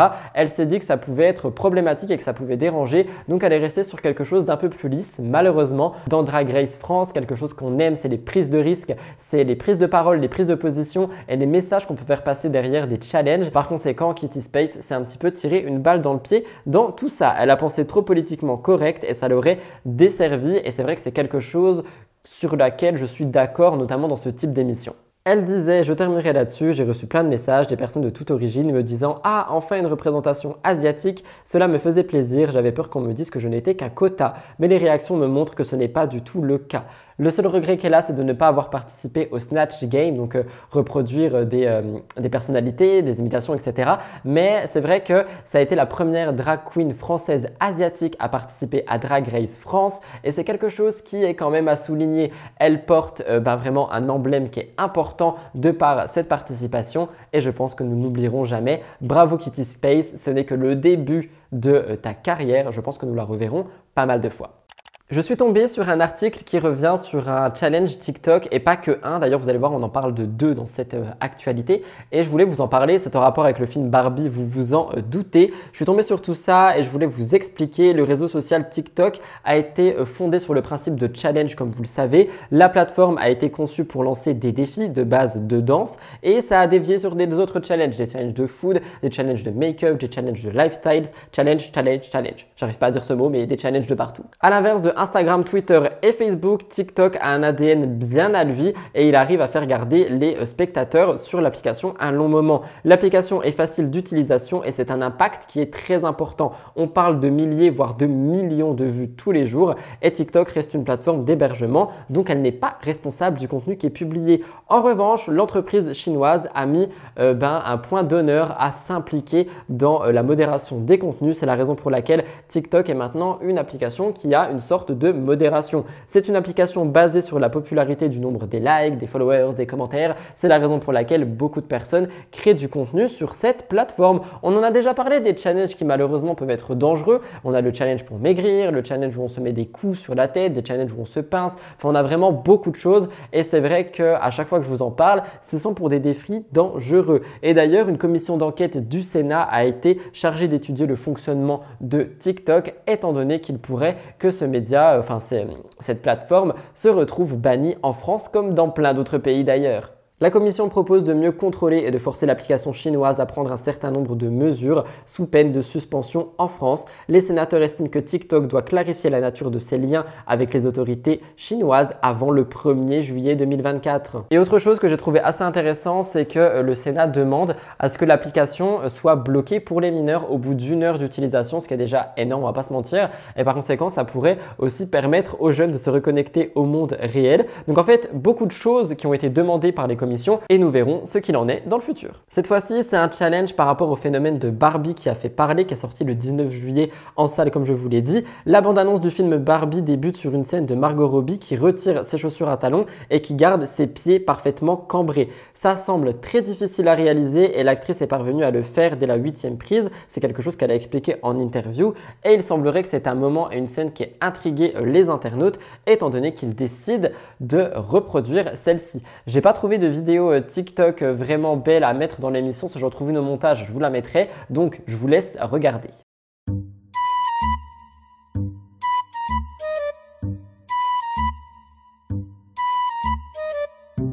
Mais pour vous expliquer, vous avez compris, en gros, tu as ton pied en forme comme si tu avais mis une chaussure à talons, je montre là parce que j'en ai, et juste tu restes comme ça dans le vide. Et c'est un challenge qui a l'air drôle, fun et challengeant, mais qui s'avère également être dangereux. Plusieurs médecins ont lancé l'alerte. Cosmopolitan ont rapporté les propos d'un docteur qui a expliqué que si on tente cette pose sur de longues périodes, ça peut entraîner des entorses ligamentaires et des blessures. Porter des talons est moins dangereux parce qu'on a un soutien au talon, alors que sur le pied de Barbie, en fait, on est sur la pression du corps et ça peut s'avérer super super dangereux. Donc faites attention à vous, à votre corps et vraiment juste à votre personne pour reproduire des challenges TikTok. Je sais qu'il y en a beaucoup que ça amuse, mais faites attention, la santé passe avant. On ne fait pas tout pour Internet, n'est-ce pas? Mais ce n'est pas tout pour TikTok. En effet, un autre phénomène a fait parler sur le réseau social. On parle d'un hashtag, le hashtag NPC, Non-Playable Character, en gros personnage non joueur en français. C'est un nouveau challenge qui est en train de remuer Internet. Pour vous expliquer, on a des vidéos tirées de live où on a des utilisatrices qui imitent des personnages de jeux vidéo à la demande de leurs abonnés contre une rémunération. L'une des utilisatrices les plus connues se dénomme Pinky Doll. Elle est affichée absolument de partout en ce moment. Elle toucherait des sommes énormes sur ses lives. J'y suis passé une fois et quand je vois le nombre de cadeaux qui défilent à la seconde, mais évidemment qu'elle s'est fait plein d'argent. Et en gros, pour chaque donation effectuée, elle interpelle ce dernier par ce prénom et elle prononce robotiquement une phrase où elle effectue un geste. Bref, des choses qui sont en rapport avec des personnages de jeux vidéo. Elle prononce une des phrases, le désormais fameux Ice cream so good, qu'on peut traduire par la glace c'est trop bon, des centaines de fois pendant un live. Et c'est vrai que c'est quelque chose qui lui rapporte énormément d'argent parce qu'apparemment, on pourrait compter 7 000 € par jour. Elle vit à Montréal, aurait plus de 400 000 abonnés et se ferait énormément d'argent avec des lives où elle imiterait des personnages de jeux vidéo. Wow! Oh my god, firework! This is the best one I ever see yet. Thank you, Carlos. Yes, yes, yes, yes, yes, yes. Hee ha, yes. You got me feeling like a cowgirl. Let me write it down. Yes, yes, yes, yes, yes, yes. Oh, thank you, baby. This is so cute. Can I eat it? Oh, yum, yum, yum, yum. Take you the real. Take your emoji. Ice cream so good. Yes, yes, yes, yes, yes, yes. Yes, yes, yes, yes, yes, yes. Balloon. Je vais pas vous mentir, ces challenges-là me dérangent un peu moins que les challenges qui font du mal à la santé physique, mais je pense que niveau santé mentale, ça peut aussi créer pas mal de choses au fil du temps, au fil des lives, etc. Donc je pense qu'il faudrait quand même faire assez attention avec ce genre de choses, mais j'ai envie de dire que sur TikTok, il y a de tout et que ce genre de phénomène, je parle pas de la personne, mais du phénomène de jouer un personnage de jeu vidéo, etc., ce n'est que le début et c'est pour ça que TikTok doit être encadré parce que les jeunes, nos jeunes, pourront vraiment finir par faire n'importe quoi, soit pour de l'argent, soit pour la notoriété. Faites attention. Alors oui, je sais, pour celles et ceux qui en ont déjà un petit peu rien à faire de Maeva Genam et qui me le font savoir en commentaire, je pense que cette chronique va vous agacer. Maeva Genam refait parler d'elle cette semaine et ce n'est pas pour rien. Comme vous le savez, entre deuil impossible, cambriolage et teinture ratée, Maeva Genam n'est pas au bout de ses peines dernièrement. Aujourd'hui, elle fait face à autre chose, un problème de santé. Maeva Genam souffre d'hémorroïdes à répétition qui lui font vivre un véritable enfer et elle a finalement décidé d'aller se faire opérer. Et elle a avoué tout ça sur internet. C'est des informations qui ont déploré un manque de pudeur de la part de Maeva Genam. Les internautes ont dit « Allô, pourquoi tu nous racontes tout ça? On n'a pas besoin de savoir. » Et elle est allée plus loin en expliquant un petit peu l'opération, etc. Comme à son habitude, elle partage tout sur les réseaux sociaux. Elle a dit qu'elle voulait être transparente avec sa communauté. Pour le coup, elle l'est. Au début, elle explique qu'elle était réticente à parler de ça, à parler de ce souci intime sur les réseaux sociaux. Et finalement, elle a franchi le cap. Elle a dit: je suis en pleine crise hémorroïdaire, je dois me faire opérer la semaine prochaine. Apparemment, l'opération elle fait trop mal, mais en fait je n'ai pas le choix parce que là les crises sont de plus en plus fréquentes. J'en fais au moins une par jour et ça fait trop mal. Apparemment, Maeva serait en crise d'hémorroïdes parce qu'elle consommerait beaucoup trop de harissa et c'est vrai que les épices ne font pas bon mélange avec les hémorroïdes. C'est la raison pour laquelle elle souffrirait énormément du fessier. C'est quelque chose qui l'a quand même pas mal désespérée pendant un moment et elle s'est confiée dans une vidéo où elle témoigne ses craintes par rapport à l'opération et c'est vrai que le piquant peut provoquer ça, les épices et tout ça, mais je crois et j'ai ouï dire que l'opération peut faire aussi extrêmement mal et que ouais, si tu arrives au point de te faire opérer, c'est que tu dois quand même avoir mal et que tu dois beaucoup saigner. Elle dit qu'elle souffre le martyre, elle avait l'habitude de subir des crises une fois par an environ, mais que là elles se sont toutes regroupées en quelques jours. Mais malgré ces révélations qui sont très personnelles, les internautes ne se sont pas montrés vraiment contents à l'égard de tout ça. Sa communauté s'en fiche et Maeva se retrouve en plein milieu d'une nouvelle polémique. Et je vais réagir, je veux bien qu'on partage des problèmes de santé, etc. Même juste expliquer ce qui lui arrive pour prévenir d'autres personnes, pourquoi pas. Mais tous les détails, dire qu'elle souffre le martyre, qu'elle saigne abondamment, qu'elle va se faire opérer tel jour, à telle heure, avec tel chirurgien, etc. Enfin, ça on s'en fiche un peu, tu vois. Mais c'est vrai que prévenir, dire que j'ai mangé ça, ça m'a donné ça, faites attention, ça c'est c'est bien. Et je pense qu'elle cherche peut-être une limite entre ce qu'elle doit dire, ce qu'elle peut dire, ce qu'elle dit et ce qu'elle devrait garder pour elle. Parce qu'il est vrai que beaucoup de gens en avaient un petit peu rien à faire et beaucoup de commentaires virulents se sont multipliés la concernant. Les révélations de Maeva concernant ses fesses ont choqué tout le monde. On pouvait lire « Non mais ça intéresse qui qu'on lui greffe quelque chose à la place du cerveau ?» Une vraie 111 qui raconte son intimité honteuse, gâtée, paresseuse, inculte, fille facile, tous les défauts. Alors le dernier, je me suis emporté, mais ce genre de commentaires, moi je peux pas. Hein. Pourquoi est-ce qu'on va insulter quelqu'un? Par contre, ok, elle aurait pu garder des informations pour elle, ok, elle n'était pas obligée de donner tous les détails, mais je répète le commentaire, quel 111 qui raconte son intimité. Donc déjà, raconter son intimité fait de toi une 111, ok. Honteuse, je vois pas en quoi c'est honteux d'avoir des hémorroïdes. Là par contre ça crée un tabou chez des personnes. Personnellement j'en ai déjà eu et j'ai pas peur de le dire et je pense que beaucoup de personnes qui me regardent en ont déjà eu. Gâtée paresseuse, bon bah Maeva qui fait pas grand chose, ça on le sait. Inculte, fille facile, tous les défauts. Il y a des choses que je trouve quand même extrêmement dures dans les mots des internautes et c'est pour ça que maintenant j'ose dire quand je trouve que c'est dur, ça n'a pas sa place sur internet. Mais par contre, non mais ça intéresse qui et elle aurait pu garder tout ça pour elle, oui, ça a sa place sur internet. Pas comme les crises hémorroïdaires par contre. Quoi qu'il en soit, ces révélations par rapport à sa santé n'ont pas plu à tout le monde. J'ai retrouvé un petit passage sur TikTok, je vous laisse regarder. Je suis en pleine crise hémorroïdaire. Avant, j'en faisais pas beaucoup, genre ça m'arrivait une fois par an. C'est à cause de Larissa, je mange trop pimenté. Et en plus, hier, je mangeais un sandwich avec de Larissa. J'arrive pas à m'arrêter de manger pimenté. C'est pour ça que j'ai des hémorroïdes. Et je dois me faire opérer la semaine prochaine. Et apparemment, l'opération a fait trop mal. Mais en fait, j'ai pas le choix. Parce que là, les crises, elles sont de plus en plus fréquentes. J'en fais au moins une par jour. Et ça fait trop mal. J'ai fait sans feu, quoi. C'est vrai qu'il y a des choses qu'on n'est pas forcément obligé de dire sur internet. Je pense que c'est cool de prévenir que tu as un problème de santé et même de dire que tel aliment m'a donné tel problème. Mais c'est vrai que tous les détails et tout, il y a beaucoup de gens qui pouvaient s'en passer. Surtout que pas mal de jeunes regardent Maeva Genam et par conséquent, je pense qu'ils n'ont même pas trop compris ce dont elle parlait. Il y a des choses qui devraient d'ailleurs même pas être dites du tout sur internet. Bref, qu'en pensez-vous? Je suis allé trop loin. C'est hors télé mais c'est tellement adorable que je voulais le mettre en avant. Il nous faut un petit peu de contexte pour bien comprendre cette actu qui est d'ailleurs la dernière du cœur de l'actu. Nous sommes le lundi 10 juillet, nous sommes dans les rues de Lille et le rappeur Gradure se balade au volant de sa Lamborghini. Et c'est à un moment qu'il décide de faire rentrer une inconnue, nommée Sylvie dans sa voiture de luxe pour la conduire à sa destination. Et comme souvent, il n'a pas pu s'empêcher de filmer la scène et de la partager sur internet. Avant de vous laisser regarder, vous verrez qu'on a un drôle de lien qui se crée entre les deux.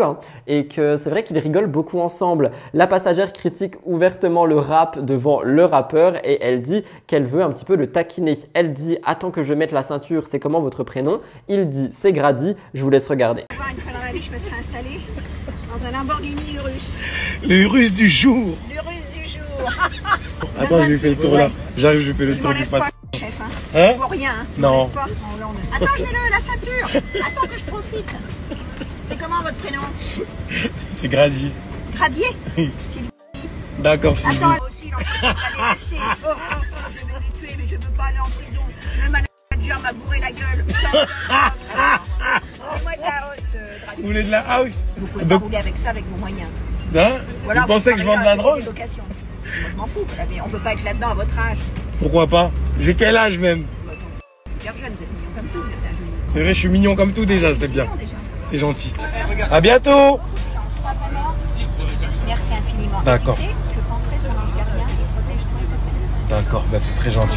Et c'est le début d'une promenade en voiture qui est franchement hilarante. C'est une séquence qui a fait beaucoup réagir les fans du rappeur mais aussi pas mal internet. Personnellement, je n'écoute pas Gradure mais j'ai trouvé ça adorable. Et c'est vrai que beaucoup de gens se disent « Mais ça se trouve, ce n'est qu'une mise en scène pour son prochain album ». Honnêtement, je sais pas. Je ne pense pas parce qu'apparemment, c'est pas la première fois qu'il fait ça. On va y revenir. Quoi qu'il en soit, Gradure met le moteur, il met le volume à fond de sa musique et il fait passer un morceau qui s'appelle « Ne reviens pas ». Et c'est une musique qui ne plaît pas du tout à Sylvie qui raconte « Moi aussi, je peux inventer un morceau de rap. Je sors de prison, le manager m'a bourré la gueule et elle se moque vraiment de Gradure. Et elle lui demande « Mets-moi de la housse, Grady ». Bref, c'est une séquence qui était totalement drôle et remplie d'humanité que j'ai trouvé adorable et que je voulais vraiment mettre en avant. Mais pour en revenir à la rumeur de l'album, il faut savoir qu'en 2017, il avait déjà fait monter à bord de sa voiture un inconnu qu'il avait surnommé le fils de Manuel Valls. Il avait pris en stop Eric Richermoz, un jeune élu du FN.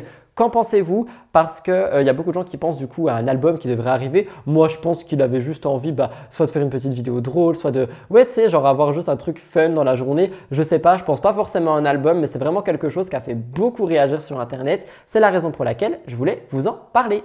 C'est sur cette actu que je termine le cœur de l'actu. Nous allons tout de suite nous retrouver pour les gros dossiers. Ils sont 3, ils devaient être 2 mais ils sont 3. Nous parlons de Carla Moreau, Manon Tanti et les exclus des 50 comme chaque semaine. Pas mal de choses d'ailleurs. Je vais vous laisser avec ça. Encore une fois, si vous êtes sur la vidéo et que vous n'avez pas liké, vous avez juste souri, rigolé ou appris quelque chose, n'hésitez pas, vous êtes nombreux à pas le faire et je vous assure que je vois la différence quand vous likez et quand vous likez pas. Quand vous likez, les MTT sont propulsés dans l'algorithme YouTube et quand on like pas, on reste qu'entre nous, faisons agrandir la communauté. Bref, assez d'auto-sponsor, on passe à la suite.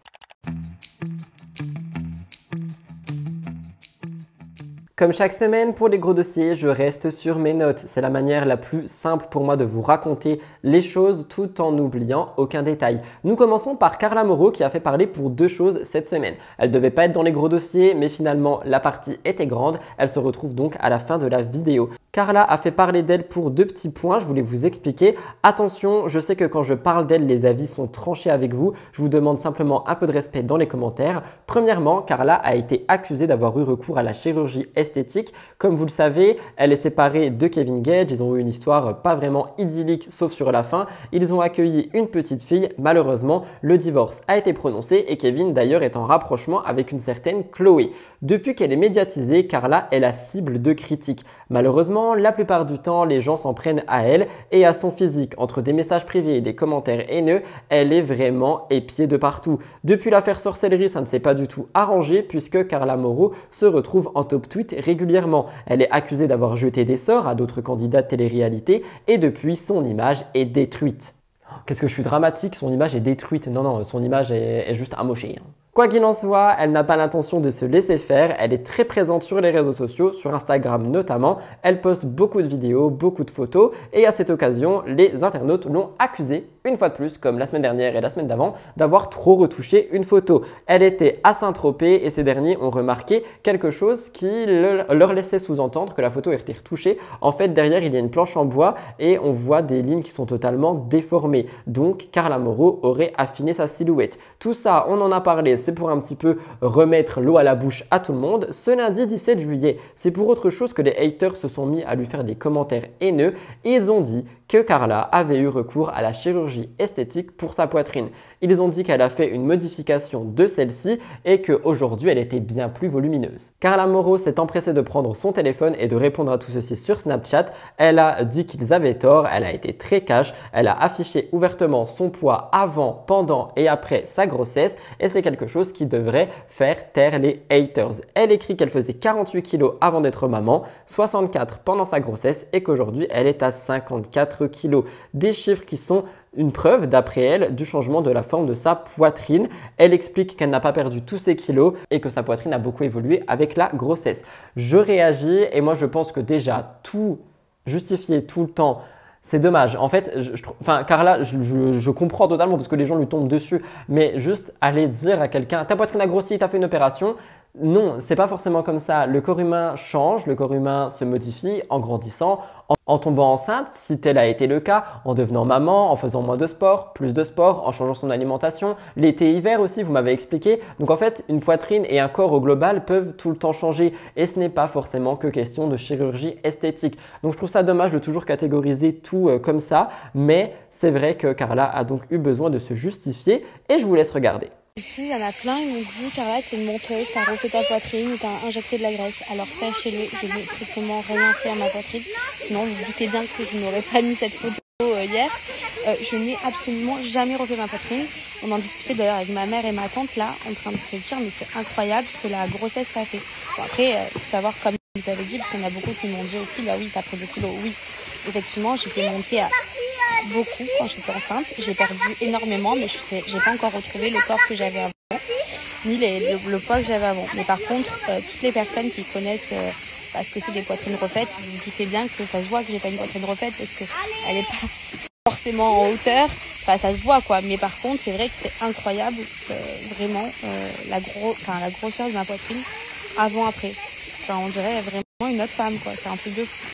Mais ce n'est pas tout parce que nous en parlions il y a un instant, mais après quelques mois de procédure, Carla Moreau a réussi à officialiser son divorce le 5 juin. Sur Snapchat, elle avait dit que c'était vraiment un moment qui était plein de bonheur pour elle et que maintenant toute cette histoire appartenait au passé. Elle n'a pas du tout caché le fait qu'elle était contente de retrouver sa vie toute seule, sa vie de mère célibataire et que c'était quelque chose qui lui tenait à cœur. Ça a pris plus de temps que prévu, vous m'avez expliqué pourquoi sur Twitch, apparemment les papiers et les demandes etc. c'est super long, la séparation aussi des biens et tout ça, mais finalement ça a été officialisé et depuis elle dit qu'elle peut démarrer une nouvelle vie. Kevin lui on le sait, de son côté apparemment il a eu des problèmes de santé, ça c'est très dommageable et d'ailleurs j'ai vu beaucoup de personnes dans mes commentaires lui envoyer du soutien, merci pour lui, je trouve ça incroyable, vous êtes vraiment des amours et surtout il aurait retrouvé l'amour dans les bras d'une certaine Chloé. Quoi qu'il en soit, leur histoire appartient au passé, mais pourtant, le destin continue de les laisser liés. En effet, déjà Kevin a pu retrouver tous ses anciens amis comme Paga, Maeva et tout ça, et les internautes, eux, comme je vous l'ai dit, n'arrêteront jamais de lier Kevin et Carla ensemble, mais il semblerait que l'univers également. En effet, il y a peu, ces derniers ont assisté, les internautes, à un moment assez étrange. Les deux ex se sont cognés le doigt de pied à 1 heure d'intervalle. Et je crois que c'est le même pied en plus. C'est une coïncidence qui fait penser à tout le monde que peut-être l'univers est sur leur route, que peut-être ils veulent les remettre ensemble et peut-être qu'ils seront toujours liés d'une manière ou d'une autre. J'ai trouvé ça assez fun, je vous laisse regarder. Je me cognais là. Le petit pied, il a triplé de volume. Regardez. Oh, je me suis fait trop mal ici. Regardez par rapport à l'autre qui a mis gonflé. Voilà. Et je me suis cassé le petit doigt de pied. C'est horrible. Aïe, aïe, aïe, aïe. Je me suis cassé le petit doigt de pied. J'ai rien demandé à personne. Je vais vous montrer après. Il parle seul le doigt. Pour réagir, moi je suis quelqu'un qui croit énormément au destin, aux signes et ce que la vie me donne, j'y crois aussi beaucoup. Donc c'est vrai que si j'avais été Carla ou Kevin, je me serais dit oh my god, c'est bizarre, que se passe-t-il? Mais de là à dire qu'ils vont donc se recontacter, se remettre ensemble parce qu'ils se sont cognés le doigt de pied, je ne pense pas. C'est vrai que c'est étrange, c'est même un hasard vraiment qui a remué Internet, Snapchat et les réseaux sociaux, mais je ne pense pas que ça n'aille plus loin. Je pense tout simplement qu'ils se sont cognés les pieds et que les internautes ont dû dire t'as vu ton ex pareil? Et ça s'arrête là. Malheureusement ou pas, je pense que Carla est bien mieux célibataire et que Kevin est bien mieux sans Carla. Je vous laisserai me dire ce que vous en pensez. En dehors des 50, et tant mieux pour eux, j'ai envie de dire, beaucoup de candidats arrivent quand même à faire parler d'eux sur les réseaux sociaux. Comme vous le savez, cette année, il n'y aura pas de Marseillais sur W9. La chaîne n'a pas voulu renouveler l'émission. C'est la raison pour laquelle on peut découvrir C'est la famille, une occasion pour téléspectateurs et fans de retrouver le quotidien de Paga, Greg, Giuseppa, Victoria, Ilona. Et je trouve ça vraiment incroyable de les découvrir autrement. D'ailleurs, personnellement, j'adore cette émission. Je trouve juste dommage que les épisodes ne durent que 30 minutes. Et ça fait plusieurs saisons en fait que ça existe. C'est juste que c'était sur Sixplay et maintenant sur W9. Et à l'intérieur, on a un des couples emblématiques, Julien et Manon Tanti. Les internautes ont pu découvrir pas mal de choses sur eux. C'est un couple qui se bat pour essayer de retrouver une stabilité et un lien qu'ils avaient au tout début. C'est un couple qui donne également tout pour que leurs enfants soient heureux. Donc moi personnellement, ça me fait plaisir en fait de les voir dans C'est la famille et de les voir nous partager ce qu'ils savent mieux nous partager, leur quotidien. Malheureusement, les internautes, eux, sont un petit peu plus durs avec le couple Tanti, notamment parce que Julien a énormément de mal à gérer sa fille. Il essaye de se rapprocher d'elle, elle finit en crise de larmes. C'est assez compliqué, mais c'est vrai que c'est quelque chose qui fait pas mal réagir. D'ailleurs, dans un épisode de C'est la famille, Manon a décidé de faire une activité avec Thiago, ce qui permettait à Julien de se retrouver seul avec Angelina. Et malheureusement, au bout de quelques temps, elle se met directement à pleurer. Et du coup, tout le monde avait réagi et pas dans le positif. Je vous avais expliqué, il y a beaucoup de gens qui disaient que Julien et Manon n'arrivaient pas à gérer leurs enfants, qu'ils étaient mal élevés et tout ça et tout ça. Et personnellement, moi, je trouvais ça déjà super dur dans le sens où tu dis à quelqu'un du coup que tes enfants sont mal éduqués parce qu'ils font une crise, mais beaucoup d'enfants font des crises. Ça me rappelle aussi le moment où Thiago a levé la main sur Manon lors de l'épisode 2 ou 3. Et c'est vrai que ça a fait beaucoup réagir parce que tout le monde disait qu'ils avaient des enfants violents, qu'ils n'arrivaient pas à les gérer, qu'ils n'arrivaient pas à les élever. Mais tout parent, en fait, et je crois qu'on en a parlé dans les commentaires, va faire face à des crises sur les enfants. En fait, il faut poser des limites. Mais pour poser les limites, il faut que l'enfant essaye d'aller au-delà de ses limites.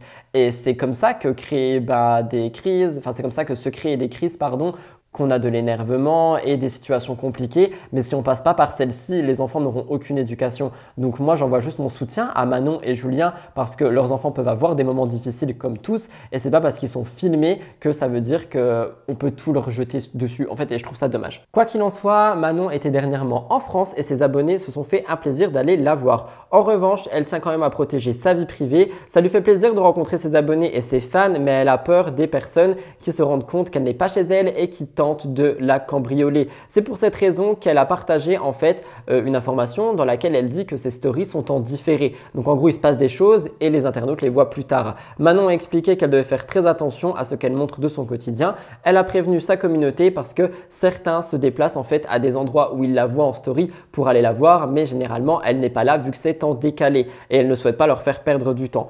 Et finalement, une abonnée lui dit « Mais tu te prends pour qui? T'es pas Beyoncé, tout le monde s'en fiche de toi. » Donc Manon a répondu. Selon elle, il y a des personnes mal intentionnées qui pourraient s'en prendre à elle, même devant ses enfants. Elle a précisé qu'elle était venue en France sans bijoux, sans sac, etc., etc., etc.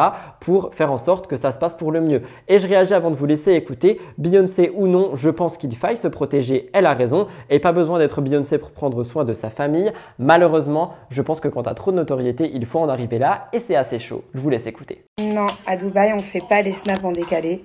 Pour la simple et bonne raison qu'on se sent quand même plus en sécurité. Voilà. Mais par contre, en France, comme je vous l'ai dit tout à l'heure, à chaque fois, je décale tout, quoi. Minimum un quart d'heure, voire des fois 2 heures après. J'aurais tellement de choses à dire à ce genre de commentaires. Déjà, si mademoiselle Zineb ou madame, tu t'en foutais de moi, je ne pense pas que tu aurais regardé mes stories. Parce que moi, quelqu'un que je m'en fous, je m'en fous, quoi. D'ailleurs, je l'ai même pas sur Snap. Et deuxièmement, non, je ne suis pas Beyoncé. En revanche, Manon Marceau, c'est déjà fait cambrioler, c'est déjà fait braquer. C'est d'ailleurs une des raisons, pas la principale, mais une des principales raisons pour laquelle je suis partie vivre à Dubaï, voilà. Et puis, si je peux éviter de me faire emmerder le jour où je suis en train de faire les courses avec mes enfants, par exemple, par des personnes mal intentionnées, c'est quand même cool. Mais bon, faut quand même savoir que je suis en France sans aucun bijou, voilà, j'ai même pas une bague.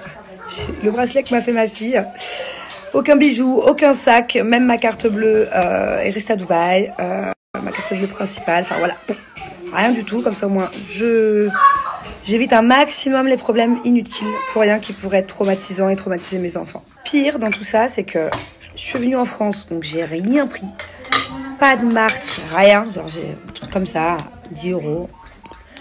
Franchement, je suis trop bien comme ça, sans rien. Et le pire, c'est qu'à Dubaï, pourtant, je me sens beaucoup plus en sécurité. Et genre, les cambriolages sont inexistants. Ou alors, c'est très rare. Enfin, j'ai jamais entendu personne qui s'est fait cambrioler, mais bon. Et même à Dubaï, pour tout vous dire, tellement je suis parano, j'ai vidé toute la maison. J'ai tout mis dans des cartons que j'ai mis dans un box sécurisé. Et tous les trucs de valeur, genre montres, bijoux, dans un coffre-fort à la banque. Voilà. Je peux pas être plus tranquille. Ce n'est pas tout concernant Manon Tanti, je vous l'ai expliqué il y a quelques minutes, mais elle est dans la diffusion de C'est la famille, des moments que les abonnés critiquent mais adorent en même temps. Et c'est vrai que à de nombreuses reprises, on a, même pas qu'avec Manon et Julien, mais aussi Je vous ai pas et Paga, etc. On a des scènes qui en fait laissent l'opportunité aux internautes de critiquer, pas qu'en positif. Et je me demande parfois si c'est pas ce que la production cherche quand je vois des séquences qu'ils laissent alors qu'ils pourraient largement les enlever et les remplacer par des autres que nous n'avons pas vues. Quoi qu'il en soit, Manon est quand même assez proche de ses enfants et un drame est arrivé. Manon Tanti a passé un moment assez triste. Elle s'est confiée en larmes sur son compte Snapchat disant qu'elle avait perdu son chien Nala. Elle a expliqué que l'animal avait quelques soucis de santé mais que ça se soignait bien, que c'est la raison pour laquelle son vétérinaire était même assez optimiste par rapport à ça. Mais malheureusement, le chien est décédé et c'est un décès qui a été assez brutal. Manon n'a pas du tout prévenu Thiago, elle ne l'a pas préparé à ça non plus et elle préfère lui cacher pour le moment. Il y a quelques jours, Thiago s'interroge quant à son absence et demande si le chien Nala va bien. Manon a dit que Nala était au ciel, qu'elle était devenue un ange et qu'elle était toujours là pour la protéger. Thiago, lui, dans son imaginaire d'enfant, se dit qu'elle est invisible mais qu'elle est toujours là et demande à Manon s'il peut la nourrir. Manon s'enfonce dans son mensonge et elle n'arrive pas à lui dire la vérité. Donc elle laisse Thiago lui préparer de la nourriture qu'elle ne lui donnera pas. Et en fait, Manon, elle a pris sa story pour expliquer et demander certainement aux autres parents comment faire. Est-ce qu'elle doit dire à Thiago que le chien est mort et lui expliquer ce qu'est la mort, etc. etc.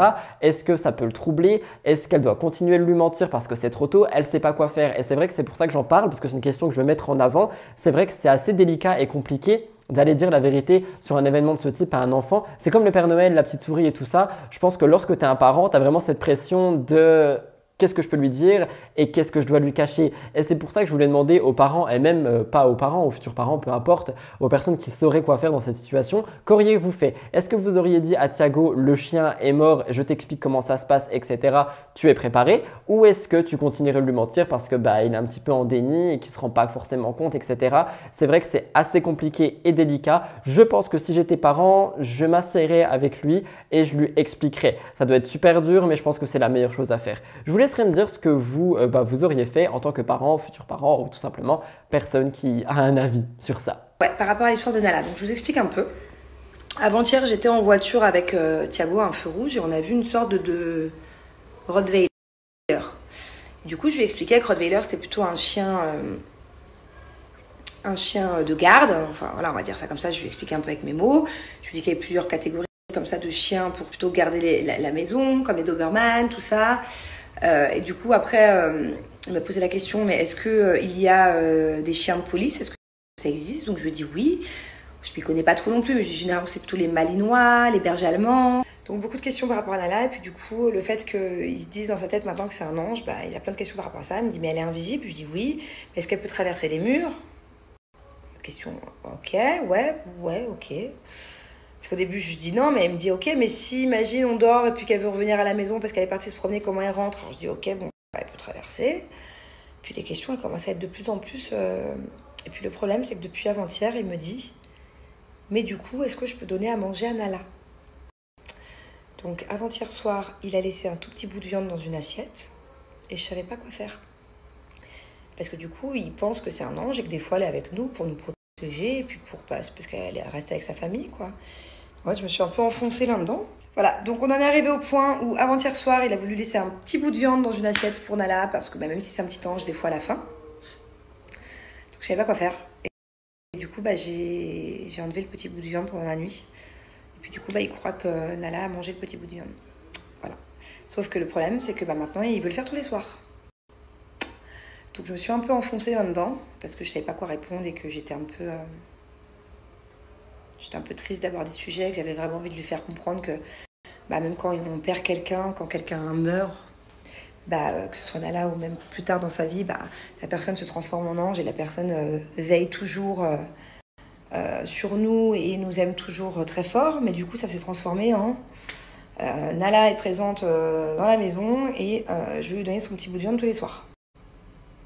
Quoi qu'il en soit, Manon a fait pas mal parler cette semaine comme vous l'avez vu et nous allons passer aux exclus, spoil des 50. Les actus, les exclus, les spoils, tout ce que vous voulez savoir sur les 50 saison 2, c'est maintenant et je vous laisse écouter ceci jusqu'au bout. En effet, le petit point qui revient sur le tournage de la saison 2, c'est maintenant sur Mix the Tea. Comme à chaque fois, je préviens, il y a du spoil à l'intérieur de cette rubrique. On m'a demandé de faire une rubrique sans spoil, une vidéo qui revient que sur les 50, mais sans le spoil. Mais en fait, c'est impossible, étant donné que chaque chose que je parle du tournage est un spoil. Donc en fait, la rubrique est remplie de spoil, donc je ne pourrais pas faire de rubrique anti-spoil des 50, je ne saurais pas quoi raconter. Quoi qu'il en soit, pour celles et ceux qui veulent garder la surprise de la diffusion, je vous conseille de passer à la découverte de la semaine. Comme le rapportent les médias, et ici Blasting News, ça fait maintenant 15 jours que les candidats de télé-réalité s'affrontent dans un château pour cette deuxième saison des 50. Les blogueurs, les fans de télé et moi-même, chroniqueur télé, suivons avec attention la moindre information concernant ce tournage pour vous expliquer. On en a déjà décrypté pas mal au fil des 2 dernières semaines, mais les jours passent et les actus se multiplient. Premièrement, il faut parler des candidats venus de Love Island, Cindy, Edgar, Gabriel, Luana, Ludivine et Perrine. En effet, Julien et Manon auraient créé un groupe d'alliance contre eux. De l'autre côté, on aurait une alliance mise en place par Jade et Stéphane Leboeuf qui voudraient donc éliminer Julien et Manon avec Love Island. Dès le début, des couples se seraient alliés avant d'intégrer le tournage et c'est le cas pour Jade et Stéphane Leboeuf parce qu'ils ont pour but d'aller le plus loin possible dans la compétition en supprimant les Marseillais, donc le clan des Tanti. Et c'est vrai qu'on a de sacrées stratégies qui sont mises en place. Comme l'année dernière, je pense, il va y avoir un groupe qui va vouloir à tout prix prix se débarrasser des Marseillais et du reste du monde. Est-ce que ça va marcher cette année? Réponse en septembre. Comme je vous l'ai dit la semaine dernière, concernant les couples, un premier What the fuck se serait formé. Selon les informations de Chayara, il s'agit de Fred et Fabrice, mais ce n'est pas tout. Car Coralie Delmarcel et Jamel de Secret Story seraient aussi en rapprochement. Dernièrement, nous avons Vanessa, l'ex-meilleure amie d'Emily Nefnaf, qui serait aussi en rapprochement d'une fille. On n'avait pas de nom cette semaine, je l'ai, il s'agirait de Colette de Cosmic Love. Mais ça pourrait poser problème, étant donné que d'après les informations, Vanessa serait en couple à l'extérieur. On est donc sur un remake de Secret Story et les choses pourraient s'envenimer. Selon Skyrest TVR, un autre couple se serait formé au château. Il s'agirait de Roman et d'Alex Guidi. Apparemment, Roman aurait officialisé sa relation, mais malheureusement, 24 heures plus tard, elle aurait été éliminée. Et d'ailleurs, selon Skyrest TVR, il dit de Roman que c'est la star du programme. Elle a eu des clashs avec presque tous les candidats et les caméras étaient toujours braquées sur elle. Elle est vraiment au centre de l'attention. Les candidats l'ont tellement détestée car elle prenait beaucoup de place, ils ne pouvaient plus la voir. Selon moi, c'est une des raisons pour lesquelles elle a été éliminée. Toujours dans les couples, une autre jeune femme fait parler d'elle dans le château. Comme vous le savez, je vous l'ai expliqué tout à l'heure, Cassandra et Giovanni n'ont pas cessé de se brouiller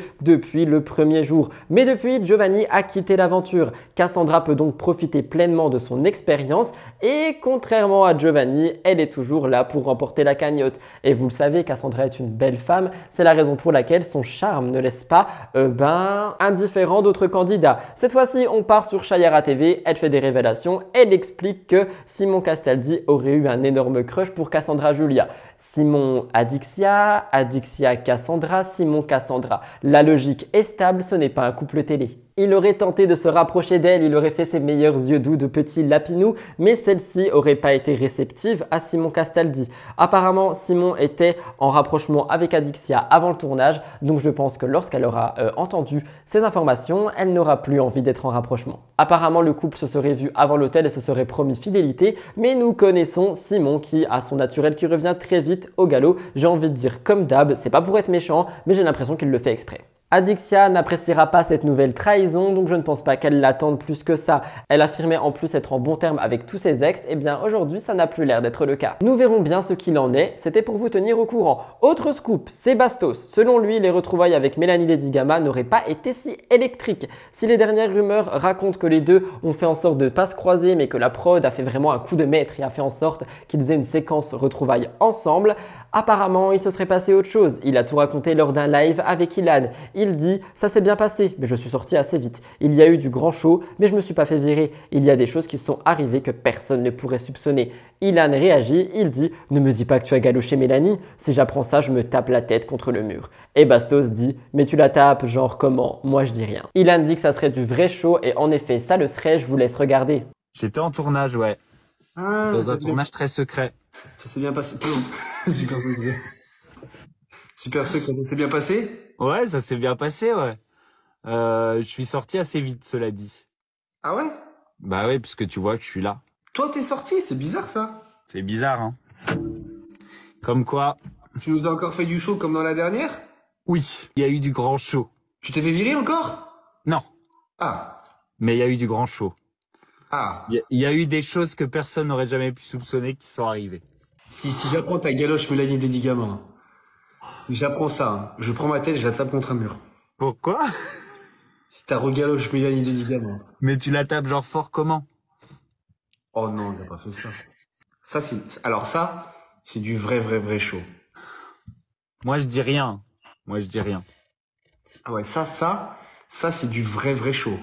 Mais retournement de situation, ou plot twist si vous préférez, concernant ce fameux live, il faudrait se méfier. Bastos aurait bel et bien eu une petite idylle ou aurait embrassé quelqu'un sur le tournage, il ne s'agirait pas de Mélanie Dedigama. Selon les informations de Chayara TV, il serait en couple avec Montaigne. Les candidats se seraient embrassés plusieurs fois sur le tournage et apparemment continueraient de se parler depuis l'élimination, même si Bastos aurait voté contre Montaigne dans l'aventure. Vivement la diffusion parce qu'il y a pas mal de choses et de questions sans réponse. J'ai l'impression que les 50 c'est un peu Pretty Little Liars, c'est qu'on attend un petit peu les informations. Vous me connaissez, je suis une fouine, j'ai donc demandé à Bastos de réagir à tout ça et je vais vous laisser écouter sa réponse. J'ai été très clair et très cash, je lui ai écrit cette nuit parce que j'ai écrit mon émission, enfin du moins la moitié hier et par conséquent, je suis un petit peu fatigué. Je lui ai demandé que penses-tu des rumeurs par rapport à un possible bisou entre Mélanie et toi. Deuxième question, beaucoup parlent d'un rapprochement avec Montaigne, on va devoir attendre la diffusion pour savoir. Merci d'avance. Et Bastos a dit...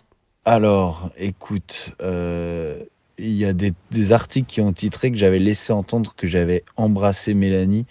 J'ai jamais laissé entendre ça. Juste, il est hors de question que je spoil dans un sens ou dans l'autre. Et cette question m'a été posée. Il est hors de question que je spoil dans un sens ou dans l'autre, soit en disant non, soit en disant oui. Je spoil pas mon programme. Mais jamais j'ai dit, moi, j'ai laissé entendre que... Et de la même manière, par rapport à un rapprochement avec Montaigne, je confirmerai pas et je nierai pas, puisque ça fait partie du programme. On attend la diffusion et ça sera trop cool de le voir en vrai, c'est tout. Je suis assez d'accord avec Bastos pour le coup. Je suis quelqu'un qui préfère aussi voir les images et voir un petit peu ce qui se passe, etc. Mais j'aime bien avoir des rumeurs. Donc on a une rumeur avec Mélanie et avec Montaigne. La réponse sera sur le programme en septembre. Ou en fin août, ça dépend. Mais quoi qu'il en soit, nous aurons une réponse. Une question s'est posée par rapport au tournage des 50, toujours dans les couples. Est-ce que Emeline et Fnaf auraient retrouvé l'amour? Eh bien, sur Instagram, elle dit qu'aujourd'hui, elle sait ce qu'elle veut et qu'elle n'a toujours pas trouvé chaussure à son pied. Elle veut une relation amoureuse passionnelle, un amour inconditionnel, donc peut-être que son prince charmant arrivera plus tard. Toujours concernant les couples, sur le tournage des 50 saison 2, Stéphanie Clairbois aurait eu un rapprochement avec Anthony Matteo au début de l'émission. Mais finalement, elle se serait rapprochée d'un autre homme, Antoine Normandin, un homme qui serait hypnotiseur et courtier dans l'immobilier. Entre lui et Stéphanie, ça aurait matché tout de suite et apparemment, elle aurait apprécié le fait qu'il ait la tête sur les épaules. Nous verrons bien ce qu'il en est, mais nous attendons tous plus d'informations par rapport à ça. Ce n'est pas tout parce que Maïsan aussi a fait parler dernièrement sur le tournage. La semaine dernière, je vous parlais de Mathias et Emine. Cette semaine, nous parlons de Carla Moreau. Vous le savez, normalement, Carla et Maïsan sont très amis. Et de l'autre côté, Carla et Manon se détestent, notamment avec l'histoire de la sorcellerie. Et Maïsan et Manon sont sur le tournage des 50. Vous avez réussi à faire le petit tableau parce que moi, oui, il est juste là. Maïsan a toujours parlé des qualités et des valeurs de Carla, une personne qu'elle trouve admirable et une mère dévouée selon ses propres mots.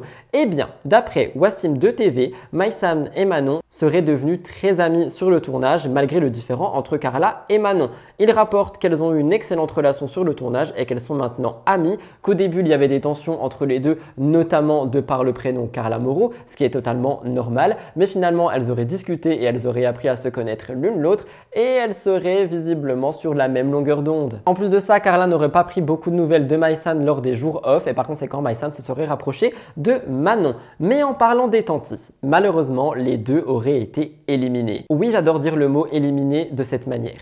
Éliminé. Je me prends pour le lion. Rawr. La blogueuse Chayara TV dévoile de nouveaux détails sur le récent tournage. Et c'est via cette information qu'on apprendrait que Julien et Manon auraient été éliminés. Selon Chayara, deux personnes ne s'entendraient pas sur le tournage, Julie Ritchie et Manon Tanti. Mais ce n'est pas tout parce qu'apparemment Julie Ritchie aurait retrouvé l'amour dans les bras de Vivian. Nous sommes donc sur un nouveau couple de formés.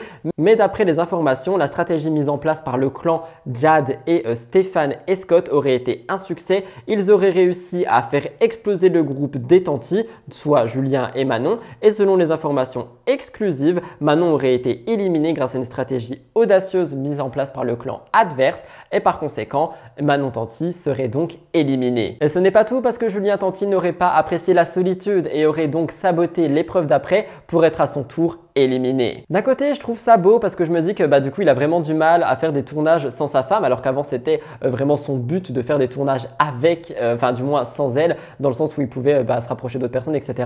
Donc d'un côté, je trouve ça beau. D'un autre, pour la compète, je trouve ça dommage, mais peut-être que Julien ne trouve plus sa place à la télé. Finalement, information de dernière minute qui s'est rajoutée ce matin pendant mon make-up. Comme vous le savez, nous étions sur le point de retrouver un duo, le duo Eddie et Anaïs Camizuli. Malheureusement, ce ne sera pas le cas parce que Amélie Netten fait partie du tournage et Eddie était assez clair, si Amélie était là, il ne voulait pas y être. Donc la présence d'Amélie a empêché celle d'Eddie. Mais Anaïs Camizuli, elle est bien sur le tournage et elle a retrouvé de nombreux anciens candidats de télé-réalité Amélie Neten notamment. Les internautes, eux, sont ravis de savoir que des anciens se sont retrouvés entre eux, ils attendent des explications, des séquences cultes, etc. Malheureusement, concernant Anaïs et Amélie, les choses semblent ne pas se passer comme ceci. Selon la blogueuse Chayara TV, elles auraient eu un clash. Ceci aurait pu engendrer le départ de Anaïs parce qu'apparemment, elle aurait été éliminée suite à ce clash. Donc, hâte de voir. C'est vrai que c'est une saison qui promet pas mal de rebondissements. La première était déjà sacré costaud, mais je pense que celle-ci le sera encore plus. Surtout qu'Amélie fait partie de ceux l'année dernière et que je pense qu'elle n'est pas là pour enfiler des perles, mais bel et bien gagner. Donc encore une fois, j'ai hâte de voir ce qu'il en sera. Les rebondissements sont à prévoir et on pourra avoir de très grandes surprises dans les jours à venir. Je vous laisserai donc suivre les actualités et les spoils des 50 via ma chaîne YouTube qui revient sur la télé-réalité. C'était donc le dernier gros dossier qui, j'espère, a pu vous intéresser et ne vous a pas trop bourré le crâne. Si vous avez juste aimé ce gros dossier, n'oubliez vraiment pas de liker et commenter si vous voulez me soutenir. Nous allons passer à la découverte de la semaine. J'ai ni d'interview ni d'astro actu, donc on va parler d'une youtubeuse que j'adore et qui s'est lancée un nouveau défi.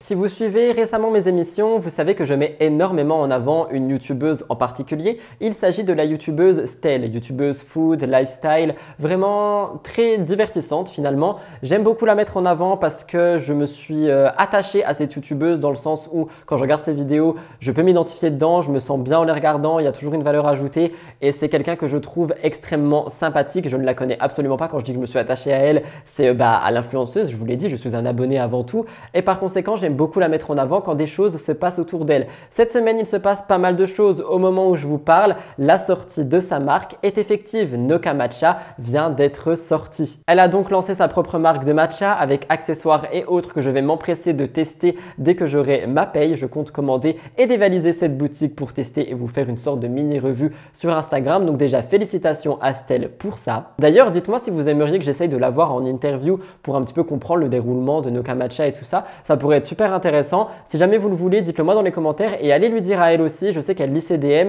donc pourquoi pas essayer de créer cette interview ensemble qui durerait pour la mini-interview, quelques minutes. À côté de ça, Stell se lance un deuxième challenge. Et oui, elle part 15 jours toute seule aux États-Unis, actuellement à New York. Elle nous fait découvrir la ville tous les jours par des choses où on la voit sortir de sa zone de confort, par d'autres choses où on la voit marcher sous la pluie. Enfin vraiment des scènes que je trouve assez mythiques et qui me rapprochent de plus en plus de cette youtubeuse. Et c'est quelque chose que je recherche énormément sur YouTube, c'est la proximité et la spontanéité. Elle filme le matin, ça sort le lendemain, son montage est fait d'elle-même. Nous sommes vraiment sur des vlogs spontanés que j'adore. C'est la raison pour laquelle je voulais mettre ça en avant, mais ce n'est pas tout, parce qu'en regardant de plus près, je me suis rendu compte que Stell était une personne qui poussait les portes très fort. Actuellement, elle est aux États-Unis et son challenge est de travailler en tant que serveuse ou du moins travailler dans un établissement pendant une journée pour nous montrer à New York, alors qu'il faut quand même avoir du culot pour aller demander. Ce n'est pas tout, elle demande aussi pas mal de choses. Enfin, c'est quelqu'un qui sort beaucoup de sa zone de confort et j'apprécie voir ça. Ça me motive et ça m'inspire, donc je la mets en avant pour cette émission. Si vous la connaissez pas, n'hésitez pas à aller regarder sa chaîne. Il y a une vidéo par jour pendant 2 semaines, ça peut vous occuper. Et pour celles et ceux qui la connaissaient, n'hésitez pas à aller lui dire